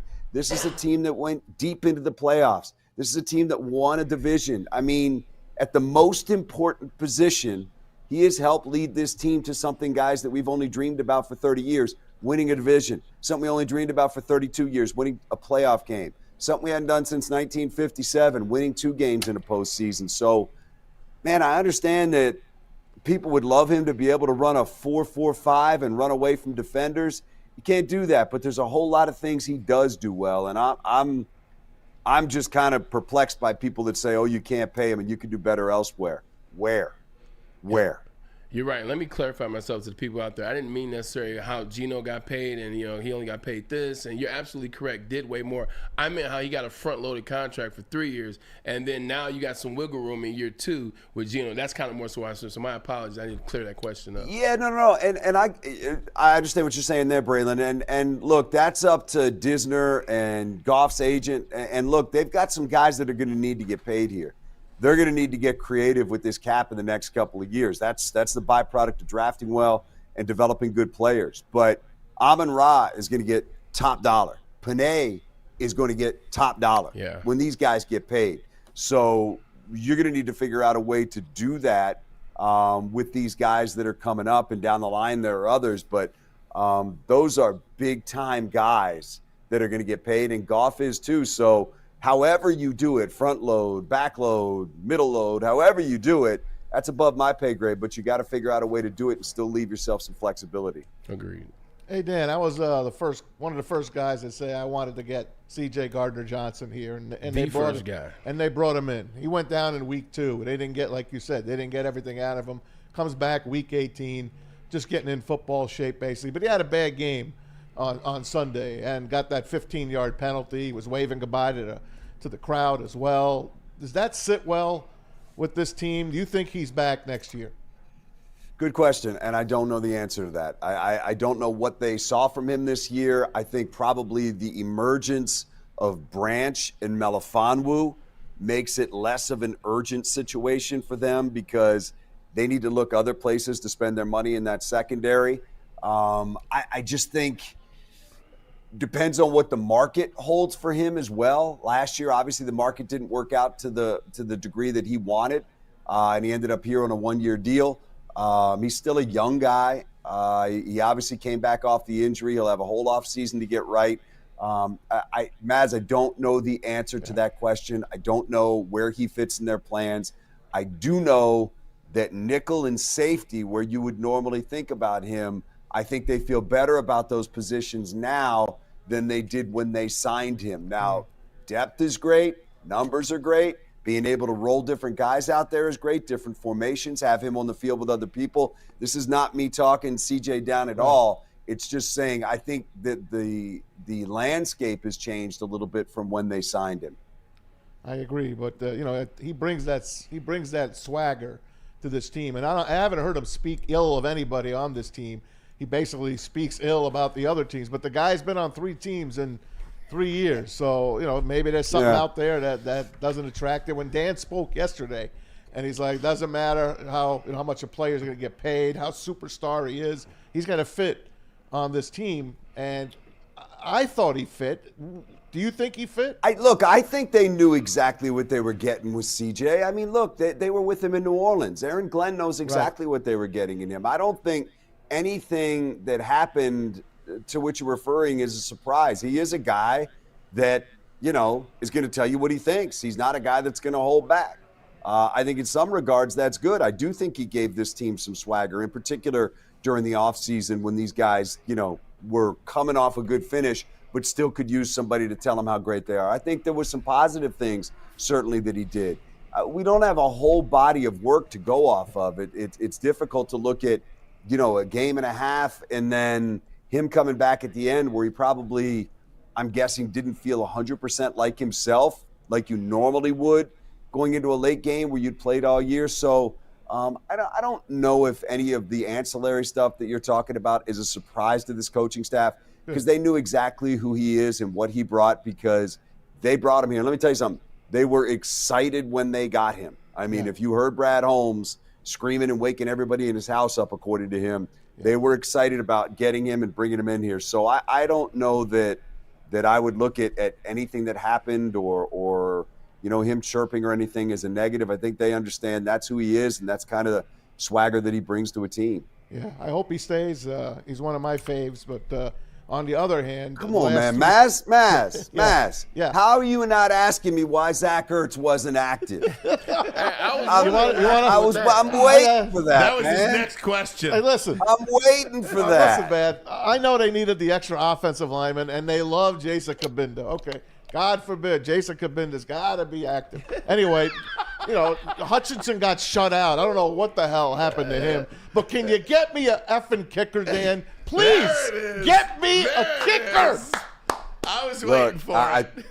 I think that's probably something they got to look at, obviously, in the offseason is trying to find somebody that can nail that thing down and feel good, regardless of what happened in the NFC Championship game. You've been through several kickers now in the past couple years. I don't know that they have one at this point that they're necessarily comfortable with. They don't. I don't know that Dan Campbell, I don't know that he likes field goals very much, obviously. But, I do think that's something that you look at in the offseason, and if something makes sense, it's a move that you make where you can feel a little more stable there. If he had the Cowboys kicker, he liked field goals. I promise you that. Mess, it's over, buddy. He's something else, isn't he? He is. Hey, Dan, last thing.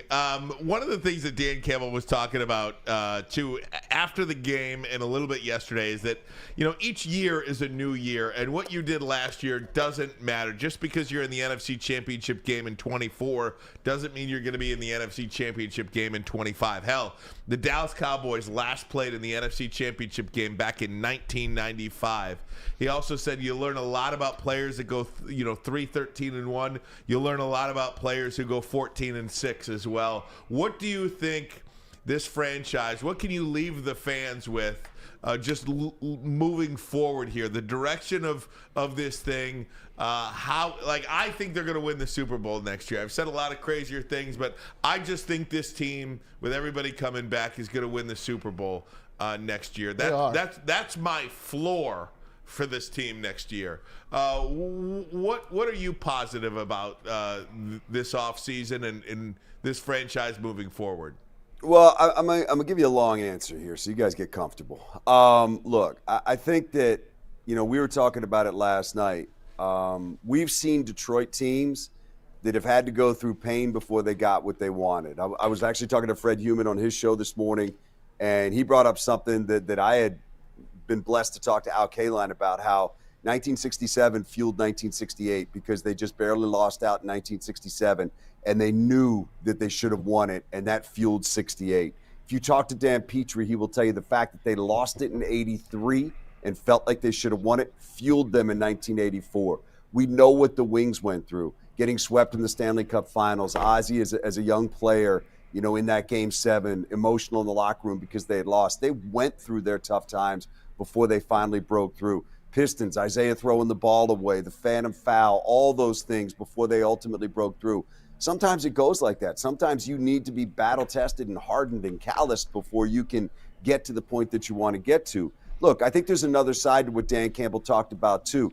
Those 49ers had lost 2 consecutive NFC Championship games. They were in the NFC Championship game for the 4th time in 5 years. So you can get back. What's Kansas City? 6 times in a row in the AFC Championship game? You can get back. But you know what? It takes that same mindset that they had this year. What you can't do is figure, okay, you got this thing, you got to roll the ball out there, and you're good enough to win. You got to understand you're good enough to lose, too. And you have to have that hunger. And I think Dan Campbell is a master at setting the tone for his team. So I have no doubt that he will have them ready to play. What excites me is they have a chance now to attack their weaknesses. As I said, during the season, you have to hide them and do the best you can to not have them help lose you a game on a Sunday. Now they have a chance to go out there and fix them. But look, I love the character of this team. I love the way this team fights. And I think the core of this team is a group of guys that will come back ready to go. They should be hacked off right now because they had the Super Bowl right there and they didn't get it. And credit to the 49ers, they made plays. Lions didn't. Learn from that. Come back. Be that team next year. And based on what I've seen from this team, this coaching staff, this general manager, and the people he has under him, they have nothing in their mind other than taking this thing further than what it went this year. He's right, though. You don't know what injuries are going to happen. You don't know what, ups or downs you're going to have. But I'm not concerned about this team being comfortable. I'm not concerned about this team having a hangover or anything like that. I feel like I know this team. They just need to come back with that same fire, and I believe that they will. And now we need to let Brad Holmes and Dan Campbell do their things and improve that roster and come back better. Those are great stories, Dan. I know Bill Parcells is going to call Dan Campbell and remind him that the 85 Bears shut out his Giants 21-0 to go win the Super Bowl 20. And the Giants came back the following year and beat everyone's ass and won Super Bowl 21. I really believe the Lions will win Super Bowl 59, wherever the hell it is, in New Orleans. There's so many stories like that, look at Michigan, guys. Michigan, got their teeth kicked in 2 years in a row in the playoffs. And what did they do? They just kept fighting and came back for a 3rd year and won it all.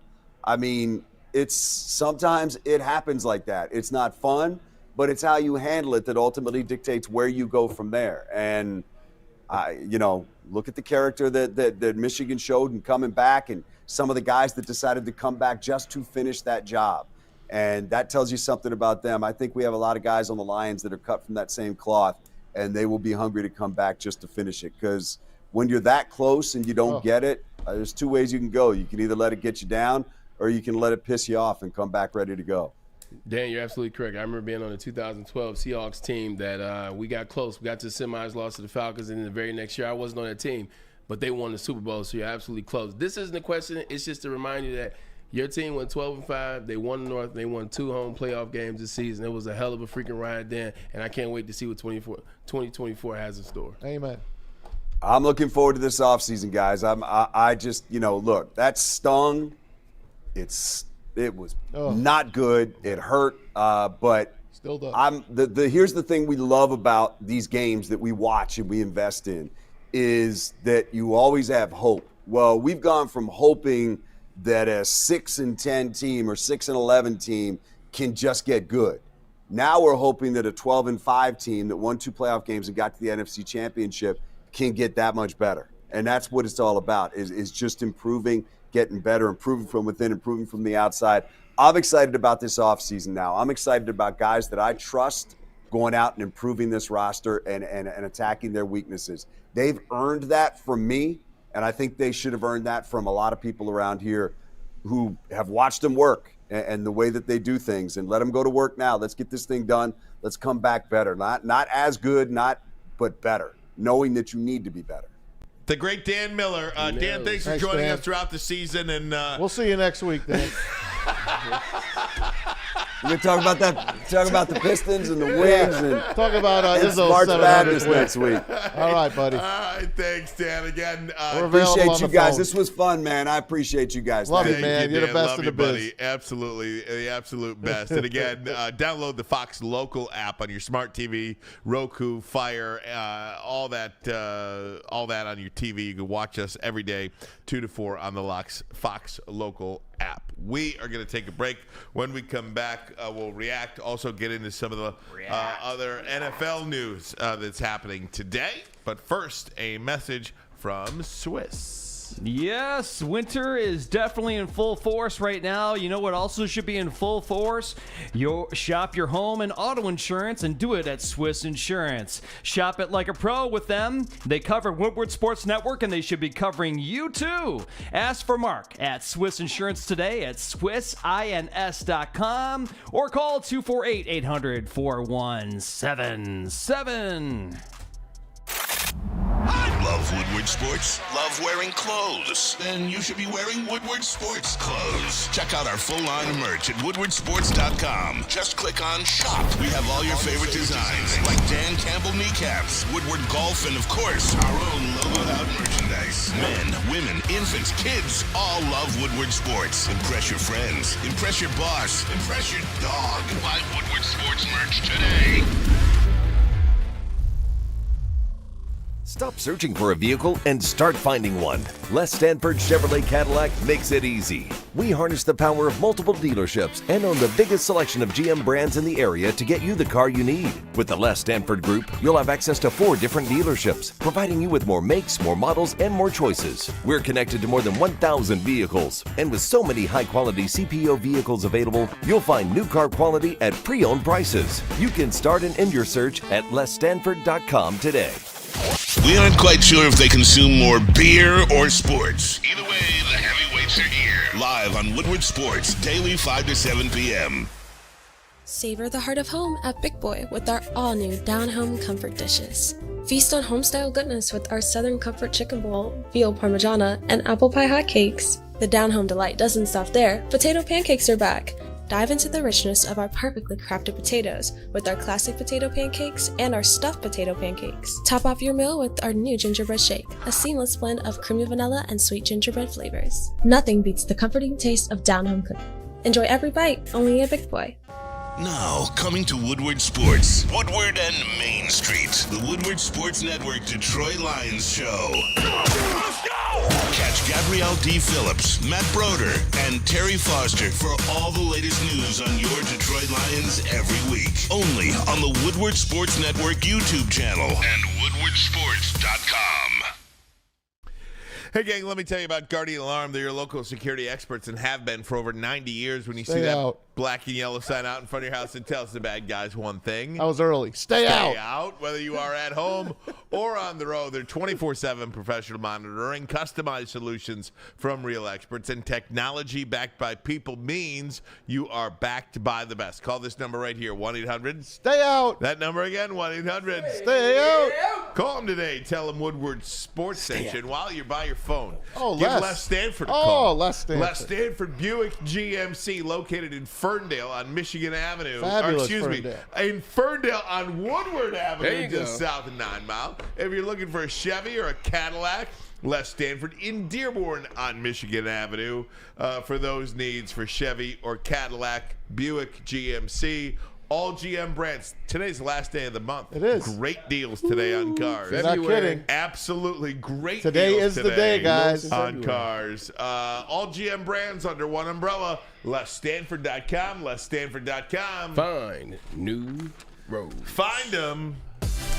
Woodward Sports Network on a Wednesday in the city of Detroit. Ryan Ermanni, Braylon Edwards, Tom Mazway. Gang's all here. Pete Spivak and the great JB, Jeremy Bryant. Okay, guys, I want to have a Baldy segment if we could. I love Baldinger. For the final time this year, we're going to have a Baldy segment. After time. For the season, anyway. Baldy chopping up the videos and showing us some of the things that we are not trained to see, the way that our eyes are not trained to watch the game, as he points out so perfectly. So we're going to go We're going to start with Alex Anzalone.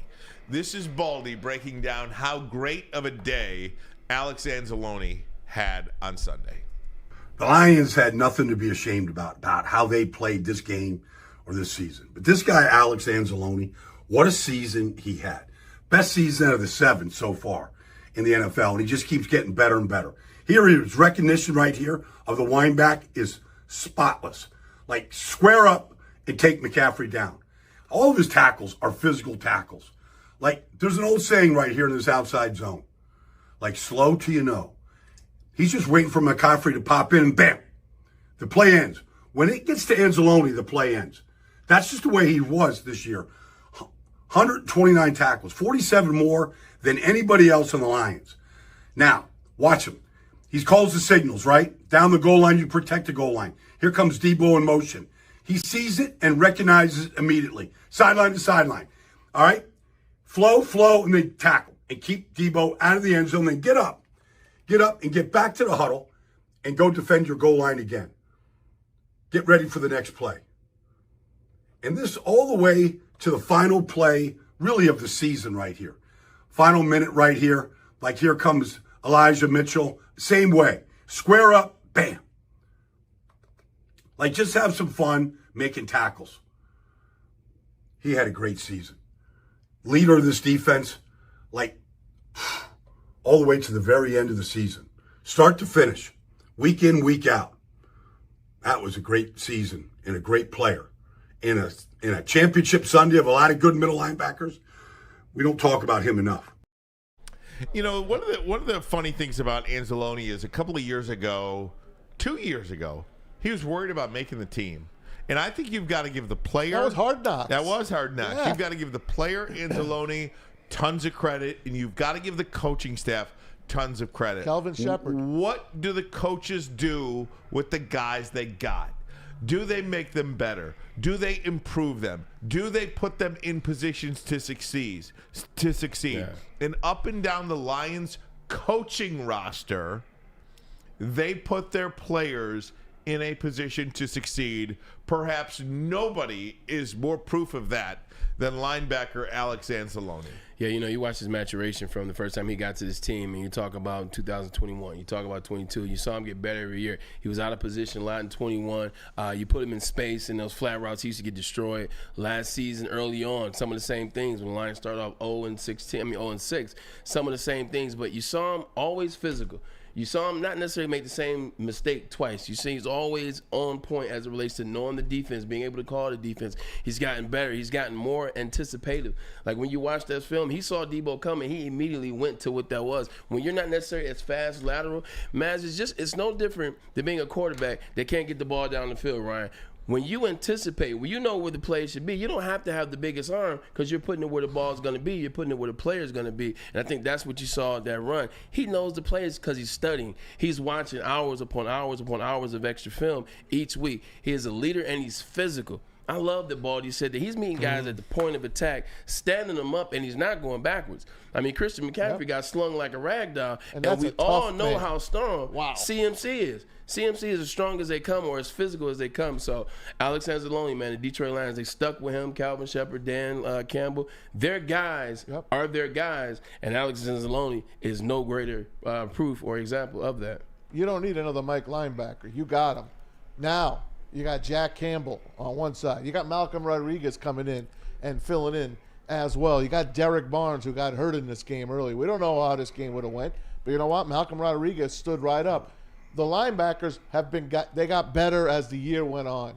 And we had a guy on Friday from San Francisco. Dante Whitner. And he's like, oh, you're gonna kill your linebackers. Your linebackers are statues. It really didn't happen. I mean, it really did not happen.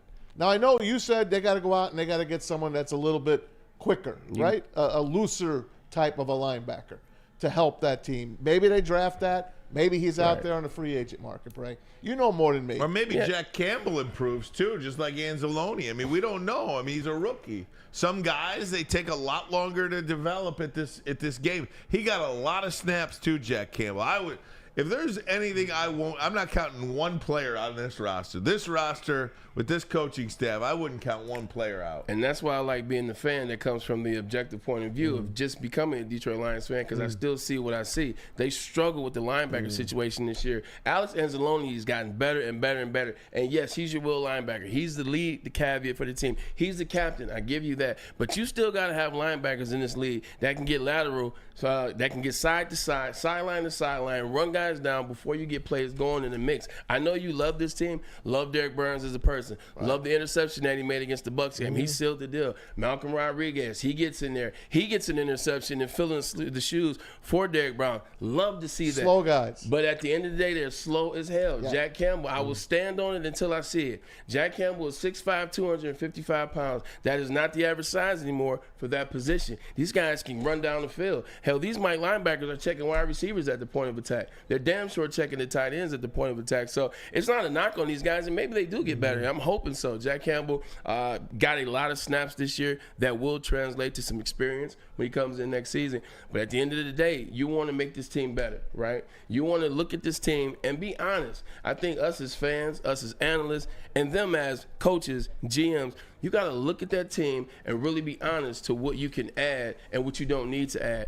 And in my estimation, think there could be something there. But I'm not a GM, man. I'm just using my two eyes, and I could be wrong. Two more Baldy cuts to get to. One on Sam Laporta, who I think would be the offensive rookie of the year had it not been for C.J. Stroud in the year that he has. And then we'll do another one on Jamison Williams, who also a guy that really played his rookie year. He's a second-year guy, but this was really, truly his rookie season. And he played half. Those two guys, we'll get Baldy to break those two guys down next. But first, a message from Big Boy. All right, guys, wintertime is always better with comfort foods from Big Boy, like the veal parmesan, the Southern Comfort chicken bowl. You want to start your day with a great breakfast? You got the stuffed potato pancakes. Those omelets are back. The Santa Fe Garden and the lumberjack. And hot apple pie, hot cakes. Some of that. Got to get that great taste for them. And you still have the gingerbread shake available right now for a limited time only at your local Big Boy. Love Woodward Sports? Love wearing clothes? Then you should be wearing Woodward Sports clothes. Check out our full line of merch at woodwardsports.com. Just click on shop. We have all your favorite designs, like Dan Campbell kneecaps, Woodward golf, and of course, our own logoed out merchandise. Men, women, infants, kids all love Woodward Sports. Impress your friends. Impress your boss. Impress your dog. Buy Woodward Sports merch today. Planet Fitness, you can get energy without the judgment. Hi, can you help me with this? You don't know how to use it? This is better. Join now through January 19th for just 24 cents down, $10 a month. Never intimidating, always free fitness training and equipment for every workout. Join today during the Big Fitness Energy Sale for 24 cents down, $10 a month. Cancel anytime. Deal extended through January 19th. Over 50 Metro Detroit locations. Thank you to all the fans for making Woodward Sports your #1 online destination for Detroit sports. We promise not to drop the ball. At work and at home, we're there with smarter security solutions. Featuring complete automation with customized alerts and more. For over 90 years, we've been the company that's been counted on to protect what matters most, all with personalized service and care. Right now, for a limited time, receive a free video device plus free installation with a new home system. Guardian Alarm. We protect Michigan.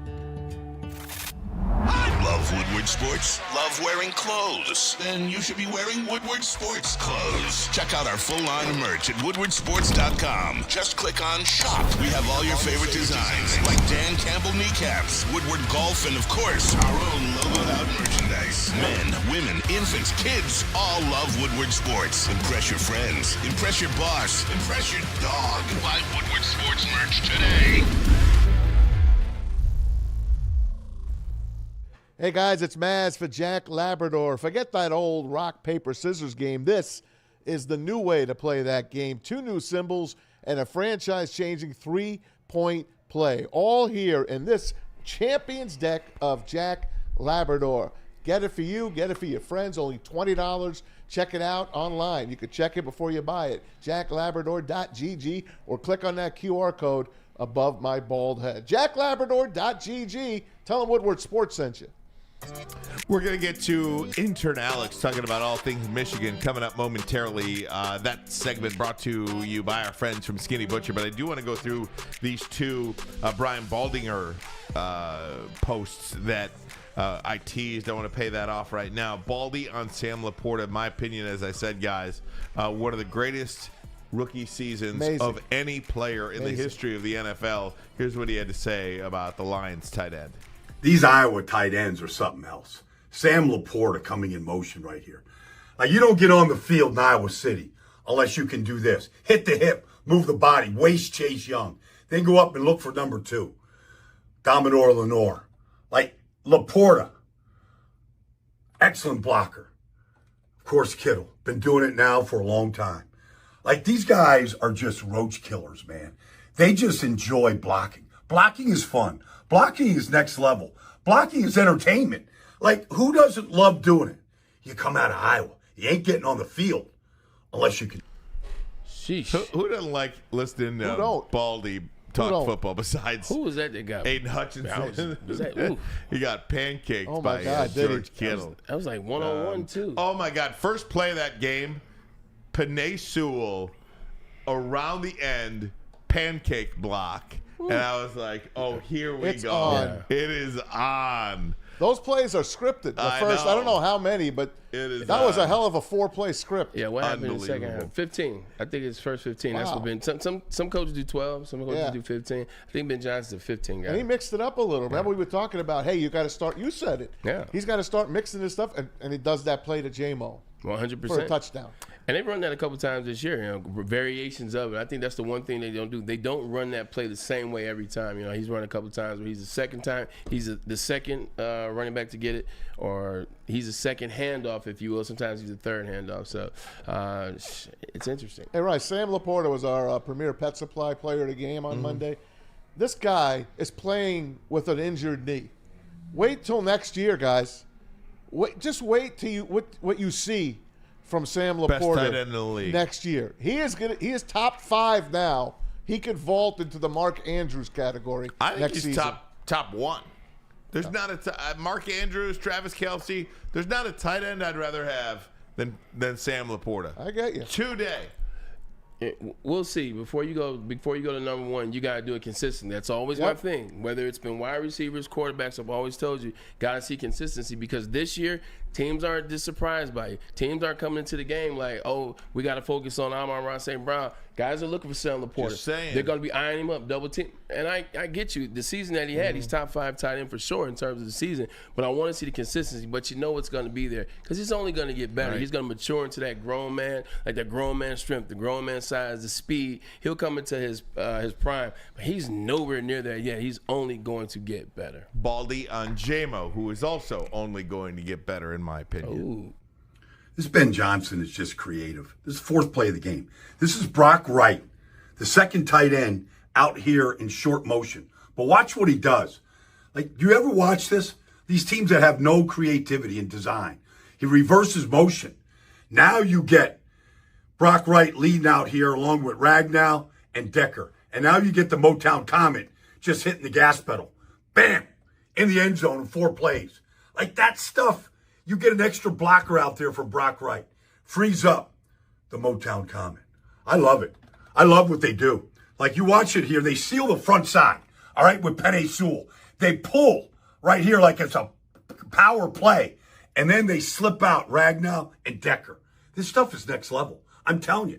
This little stuff, these little nuances are why Ben Johnson's going to get himself a head coaching job. Because it shows up every week in the stuff that he designs. How about that? Hey, how about Fursker had a tight end? That's his name, Anthony Fursker. He called him Brock Wright, but it's Fursker because Brock Wright got injured. But it's Fursker. He did, and that's why Zach Ertz was on the team but didn't dress. That still is an interesting thing to me. Why even make all the hoop and hype about it? Maybe to have them think about something else. But if he gets in the end zone, because that's the one that he gets out the 2-yard line. Gets knocked out at the 2, and they decide to kick the field goal. And hesitantly, he kicked that field goal to go up 24-7. at the half. He wanted to score that touchdown. Just run in. Like, just try to just use your momentum. It's kind of the same thing as Zay Flowers. Zay Flowers gets the reaching as opposed use your momentum. The best thing you have in moments like that where it's first down, already. Like now, if it's a moment where it's it's third and you're reaching and you're going or you're trying to get the extra, but in moments like that, just use your body as a shield. He would have gotten a touchdown, I believe. But hey, look, I wasn't there. If they scored a touchdown there, Ryan, instead of kicking the field goal, that game is over. Well, it was 3rd and goal at the 6. Goff passed to Gibbs for 3 yards. Oh. No, this is in the second half. That play happened. Oh. Okay. This play happened in the second half. Yeah. You're down to the 2. Yeah. Anyway, if they score that touchdown, wait, at the 3-yard line, 4th and goal at the 3? Yeah. That's where Gibbs got to? Yeah. I was begging. Is go that for when it. Gibbs slipped? Oh, yeah. I don't know. I was. He did. I was begging for the field goal. I know you were. I know you were. You see how hesitant he was? 3 scores is 3 scores. No, I didn't. It's not. Oh, he waited and waited and waited. Really? Yep. I think he even called the timeout. Oh, he did. He did call a timeout. Guys, break time. We're going to talk a little Michigan Wolverines when we come back with Intern Alex. We'll do that next. But first, a message from Fairway Packing Company for all your dinner needs when it comes to red meat. How about Fairway Packing Company? Talking about dry aged beef, Wagyu beef, prime, anything you want. How was your prime rib last night? Do you have any leftover? No. Not one piece. You guys killed the prime rib? Dude, I got to text you this picture, too. Oh, my God. I got to show it to you. I love prime rib. I'm going to send it. I'm going to send it to Pete. We got to show it. Lydia, it's the size of my daughter, and we destroyed it. It was unbelievable. Go to fairwaypacking.com. Oh. You have an opinion? Make sure it's seen and heard. Corner, jumper, tweet us, hop on the YouTube chat, slide in the DMS at Woodward Sports on all social media. Any Lady Jane's Haircuts for Men for an award-winning haircut experience from one of our talented stylists and register for a once-in-a-lifetime opportunity to win an all-expenses-paid suite for the 2024 NCAA tournament for you and 5 of your best buds. That's right, college basketball's most elite event. You and your 5 best friends just get to any Lady Jane's today for an award-winning haircut experience and automatically register to win the trip of your dreams. Lady Jane's Haircuts for Men open 7 days a week. Walk in anytime. Lady Jane's, it's wicked awesome. Now, coming to Woodward Sports, Woodward and Main Street, the Woodward Sports Network Detroit Lions show. Let's go! Catch Gabrielle D. Phillips, Matt Broder, and Terry Foster for all the latest news on your Detroit Lions every week. Only on the Woodward Sports Network YouTube channel and woodwardsports.com. Have you ever wondered where all the finest restaurants get their steaks? It's Fairway Packing Company, providing Michigan restaurants, hotels, and casinos with prime beef for over 60 years. But now you can buy these cuts of meat for yourself at the Steak Shop by Fairway Packing Company. Prime porterhouse, A5 Japanese New York strip steak, dry aged Wagyu beef tomahawk.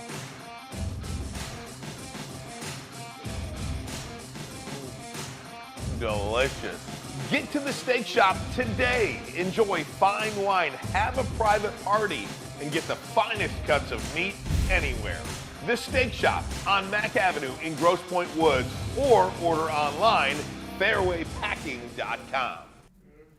Planet Fitness is still your home of the judgment-free zone where anyone can feel comfortable and work on their fitness goals. At Planet Fitness, you'll experience a squeaky clean gym with tons of equipment, a full-body workout in just 30 minutes, and all memberships include fitness training. You get all this for $10 a month with no commitment. Yes, only $10, everybody. Remember, no matter where you are, there is always a Planet Fitness nearby, so find your local Planet Fitness today, or as always, check them out online at planetfitness.com. All right, maybe we'll do that for the end of this segment because that is completely opposite than our friends at Skinny Butcher here. Guys, this is part of our Wolverine Wednesday talk with our friends from Skinny Butcher. Intern Alex is with us now. Intern AI. AI. IA, I guess we should say. Intern Alex. Right, Alex the intern. Yeah, Alex the intern. That's what I like He better. graduated already. How you doing, man? I'm doing great. First off, I want to wish you a happy belated birthday, Ryan. Hope you enjoyed your special day. Thank you. I did, buddy. Thank you. Yeah. No, but other than that, doing great. Oh, Go God. ahead. No, you go. You go. Oh, I was about to say, doing great. Big week of change since last time we talked about Michigan football. New head coach wearing the headset, but I'm excited about the future.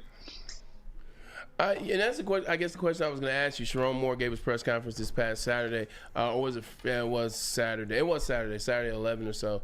What were your initial thoughts on not him being named? After you watched the press conference, what sense did you get as a fan? Like, are you comfortable with Sherrone Moore taking over for Jim Harbaugh and kind of what he built a little bit last year in Jim's absence?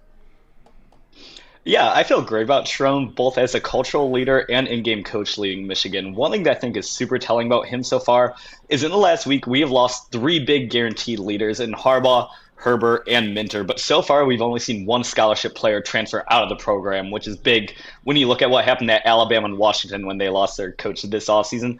And then the in-game, we know he's not afraid to take risks and maybe go against what would be the common course of action, like he did against Penn State, running it 32 times, or going for on 4th down so much against Ohio State. So I have complete confidence in Sherrone going more. Quick question. You're absolutely right. And Herbert's going to be a big one. People need to keep an eye on that because before he got there, Michigan struggled a little bit with the physicality at the point of attack on the offensive line and defensive line. After he got there, the players got faster and they did get more physical. But what do you make, and this may be asking you too much, this may be something you haven't heard of, what do you make of Mike Hart and the situations going on with him? He wasn't at Sherrone Moore's meeting. He scrubbed all the social of all Michigan things. I mean, you're talking about a guy that leads Michigan all the time in rushing yards at least. What do you make of that? Or anything, or am I just reaching? Who knows? It's something where it certainly could be a sign of future things to come. He has been someone who has had some great, interest from other schools in being a coach or something like that. Or maybe Sherrone Moore is looking to build his staff, and there sometimes is interpersonal conflicts between people, but it's really hard to know if you're outside of Schembechler Hall what's going on there. So let me ask you about Jim Harbaugh, too, because there's some controversy. I don't know if it's controversy, that's the right word. Are you disappointed with Harbaugh that he ended up taking some of these guys like Herbert and Minter? I mean, on the personal level, it hurts a little when you lose these assistant coaches who help build the big program. But ultimately, he did so much for us where I don't think any Michigan fans should be feeling with him for trying to go win a Super Bowl and bring the guys with him who he thinks he can do best. We have promoted from within a lot, especially with Herbert. We've kept our nutritionist, Abigail O'Connor. So we have a lot of these key pieces here who can help to build us before and help us get back to the mountaintop. So I think it's okay, and I fully believe in Sherrone Moore. Alex, are you happy with Sherrone Moore's hire, or would you have rather them went out and got a big name guy? No, I think Moore's completely the right hire. Like I said, given by lack of transfers we've seen so far, clearly the players and team like it. He knows this Michigan culture. He got here in 2018, so he's seen the build in the low point. He knows what to do. But I also think a big thing about Sherrone Moore that not enough people are talking about is how big having a young coach will be in this evolving college football landscape, because it is going to be harder and harder on coaches. And we know Sherrone Moore is an ace recruiter who loves it, and I think that'll be massive for Michigan going forward. Last question for me. Full scale, quick view, look at the line. I mean, the Michigan season coming up in 2024, a lot of big games on that schedule. What is the game that you are most anticipating watching?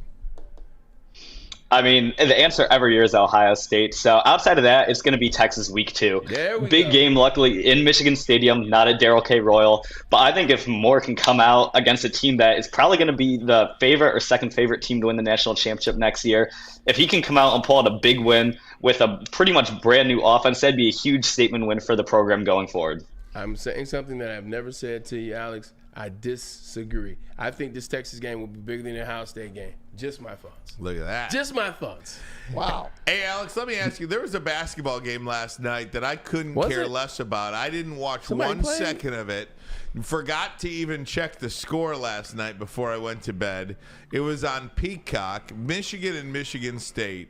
My goodness, what was the chatter like on campus? Did anybody say anything or care anything about this game? Yeah, so I watched it with me and my friends, and we were up in the first half, then just completely fell apart in the second half. And as usual, our general consensus is, we're a football school. Let's be real here. Like, our basketball arena is named after a football coach. So we won the national championship 4 weeks ago. Like, if we're bad at basketball, that's unfortunate. But let's go with football where it really matters long term. Oh, for God's sake, we were a basketball school not too long ago. Remember that, Alex? Come on, man. I've never said we were a basketball school. Oh my God. No, even in 2020, I was firmly on the we're a football school first and foremost train. So I'll stick by my guns with that. Would you get rid of Juwan at the end of this year? Yeah, I guess so. If the record isn't good and we're showing clear signs of decline as a program, you have to move on. I mean, That's just how it goes for any coach, no matter if they went to Michigan or not. Oh, all right. Now I'm bouncing around here a lot. Who is the scared starting? to make him the AD? There you go. Who is the starting quarterback for Michigan at the start of camp next year? Start of camp next year, it's going to be, like, the way it's looking currently, Denegal, Orji battle. I think Orji's just going to have so much physical upside that if we can really bring him out as a passer, he will be such a weapon like Anthony Richardson was with the Colts this year. Ooh. They're going to get those player comps all the way based on how good he is at all the combine stuff and in the weight room. So I'll go with Orji. I think he has too much upside to ignore. Good call there. Good call, Alex. When are you going to see us in studio again, Alex? That's a good call. Soon, hopefully. We'll try to find a way, make it down or up there from Ann Arbor sometime. So, amen, brother. Hey, what's that grade point average right now? Good enough. It's good enough. That's a great answer. I've ever heard. That's a great answer. Yo, we love you, man. Thanks, Alex. We appreciate it, buddy. All right, thank you. Great talking to you guys. You got it. Intern Alex and Wolverine Wednesday, brought to you by our friends at Skinny Butcher. Pretty good stuff there, huh? Yeah. No doubt about it. All right, I want to show you this picture real quick. This is what we did yesterday. Not a piece left. That's my daughter. Holy mackerel. That's bigger than your daughter. That's shout out to Fairway Packing Company. Are you kidding me? Look at that thing. That was the birthday gift? Yeah. And that thing is gone? Gone. My birthday's coming up. You don't even have a dog to give the leftovers to. Nothing. Just you're ripping the bone off. Look at that thing. Oh, my God. Take a look at that thing. You kidding me? That's sheer beauty. What the heck? I was admiring it for just like 20 minutes. I was looking at that thing. That's like Fred Flintstone at the beginning of the intro. Yeah. He's sitting on the side of the car and always. That's Brontosaurus bird. It tips right on. I mean, Hoochie Mama. Cooked that thing perfect too, by the way. Medium rare, I hope. Meat. Did you stick the meat thermometer in there? I did yesterday. 125, 130. Yeah, it was like 130, 140 because you got it really in the middle. And I like my steaks rare. Yeah. But that you got to do medium rare, I think, for the best. Yeah, I think you're right. Bray, get us out of here, man. Yeah, you and those rare steaks, man. Oh, man. They're like Bray, what do you like, medium well? First of all, they're like bloody.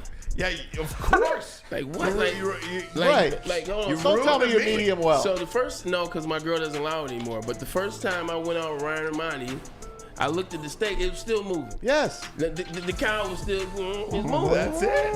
No. Yes. I mean, I've gotten to the point now. Like I'm accepting it, but it's. You've ruined the meat. Are you well done?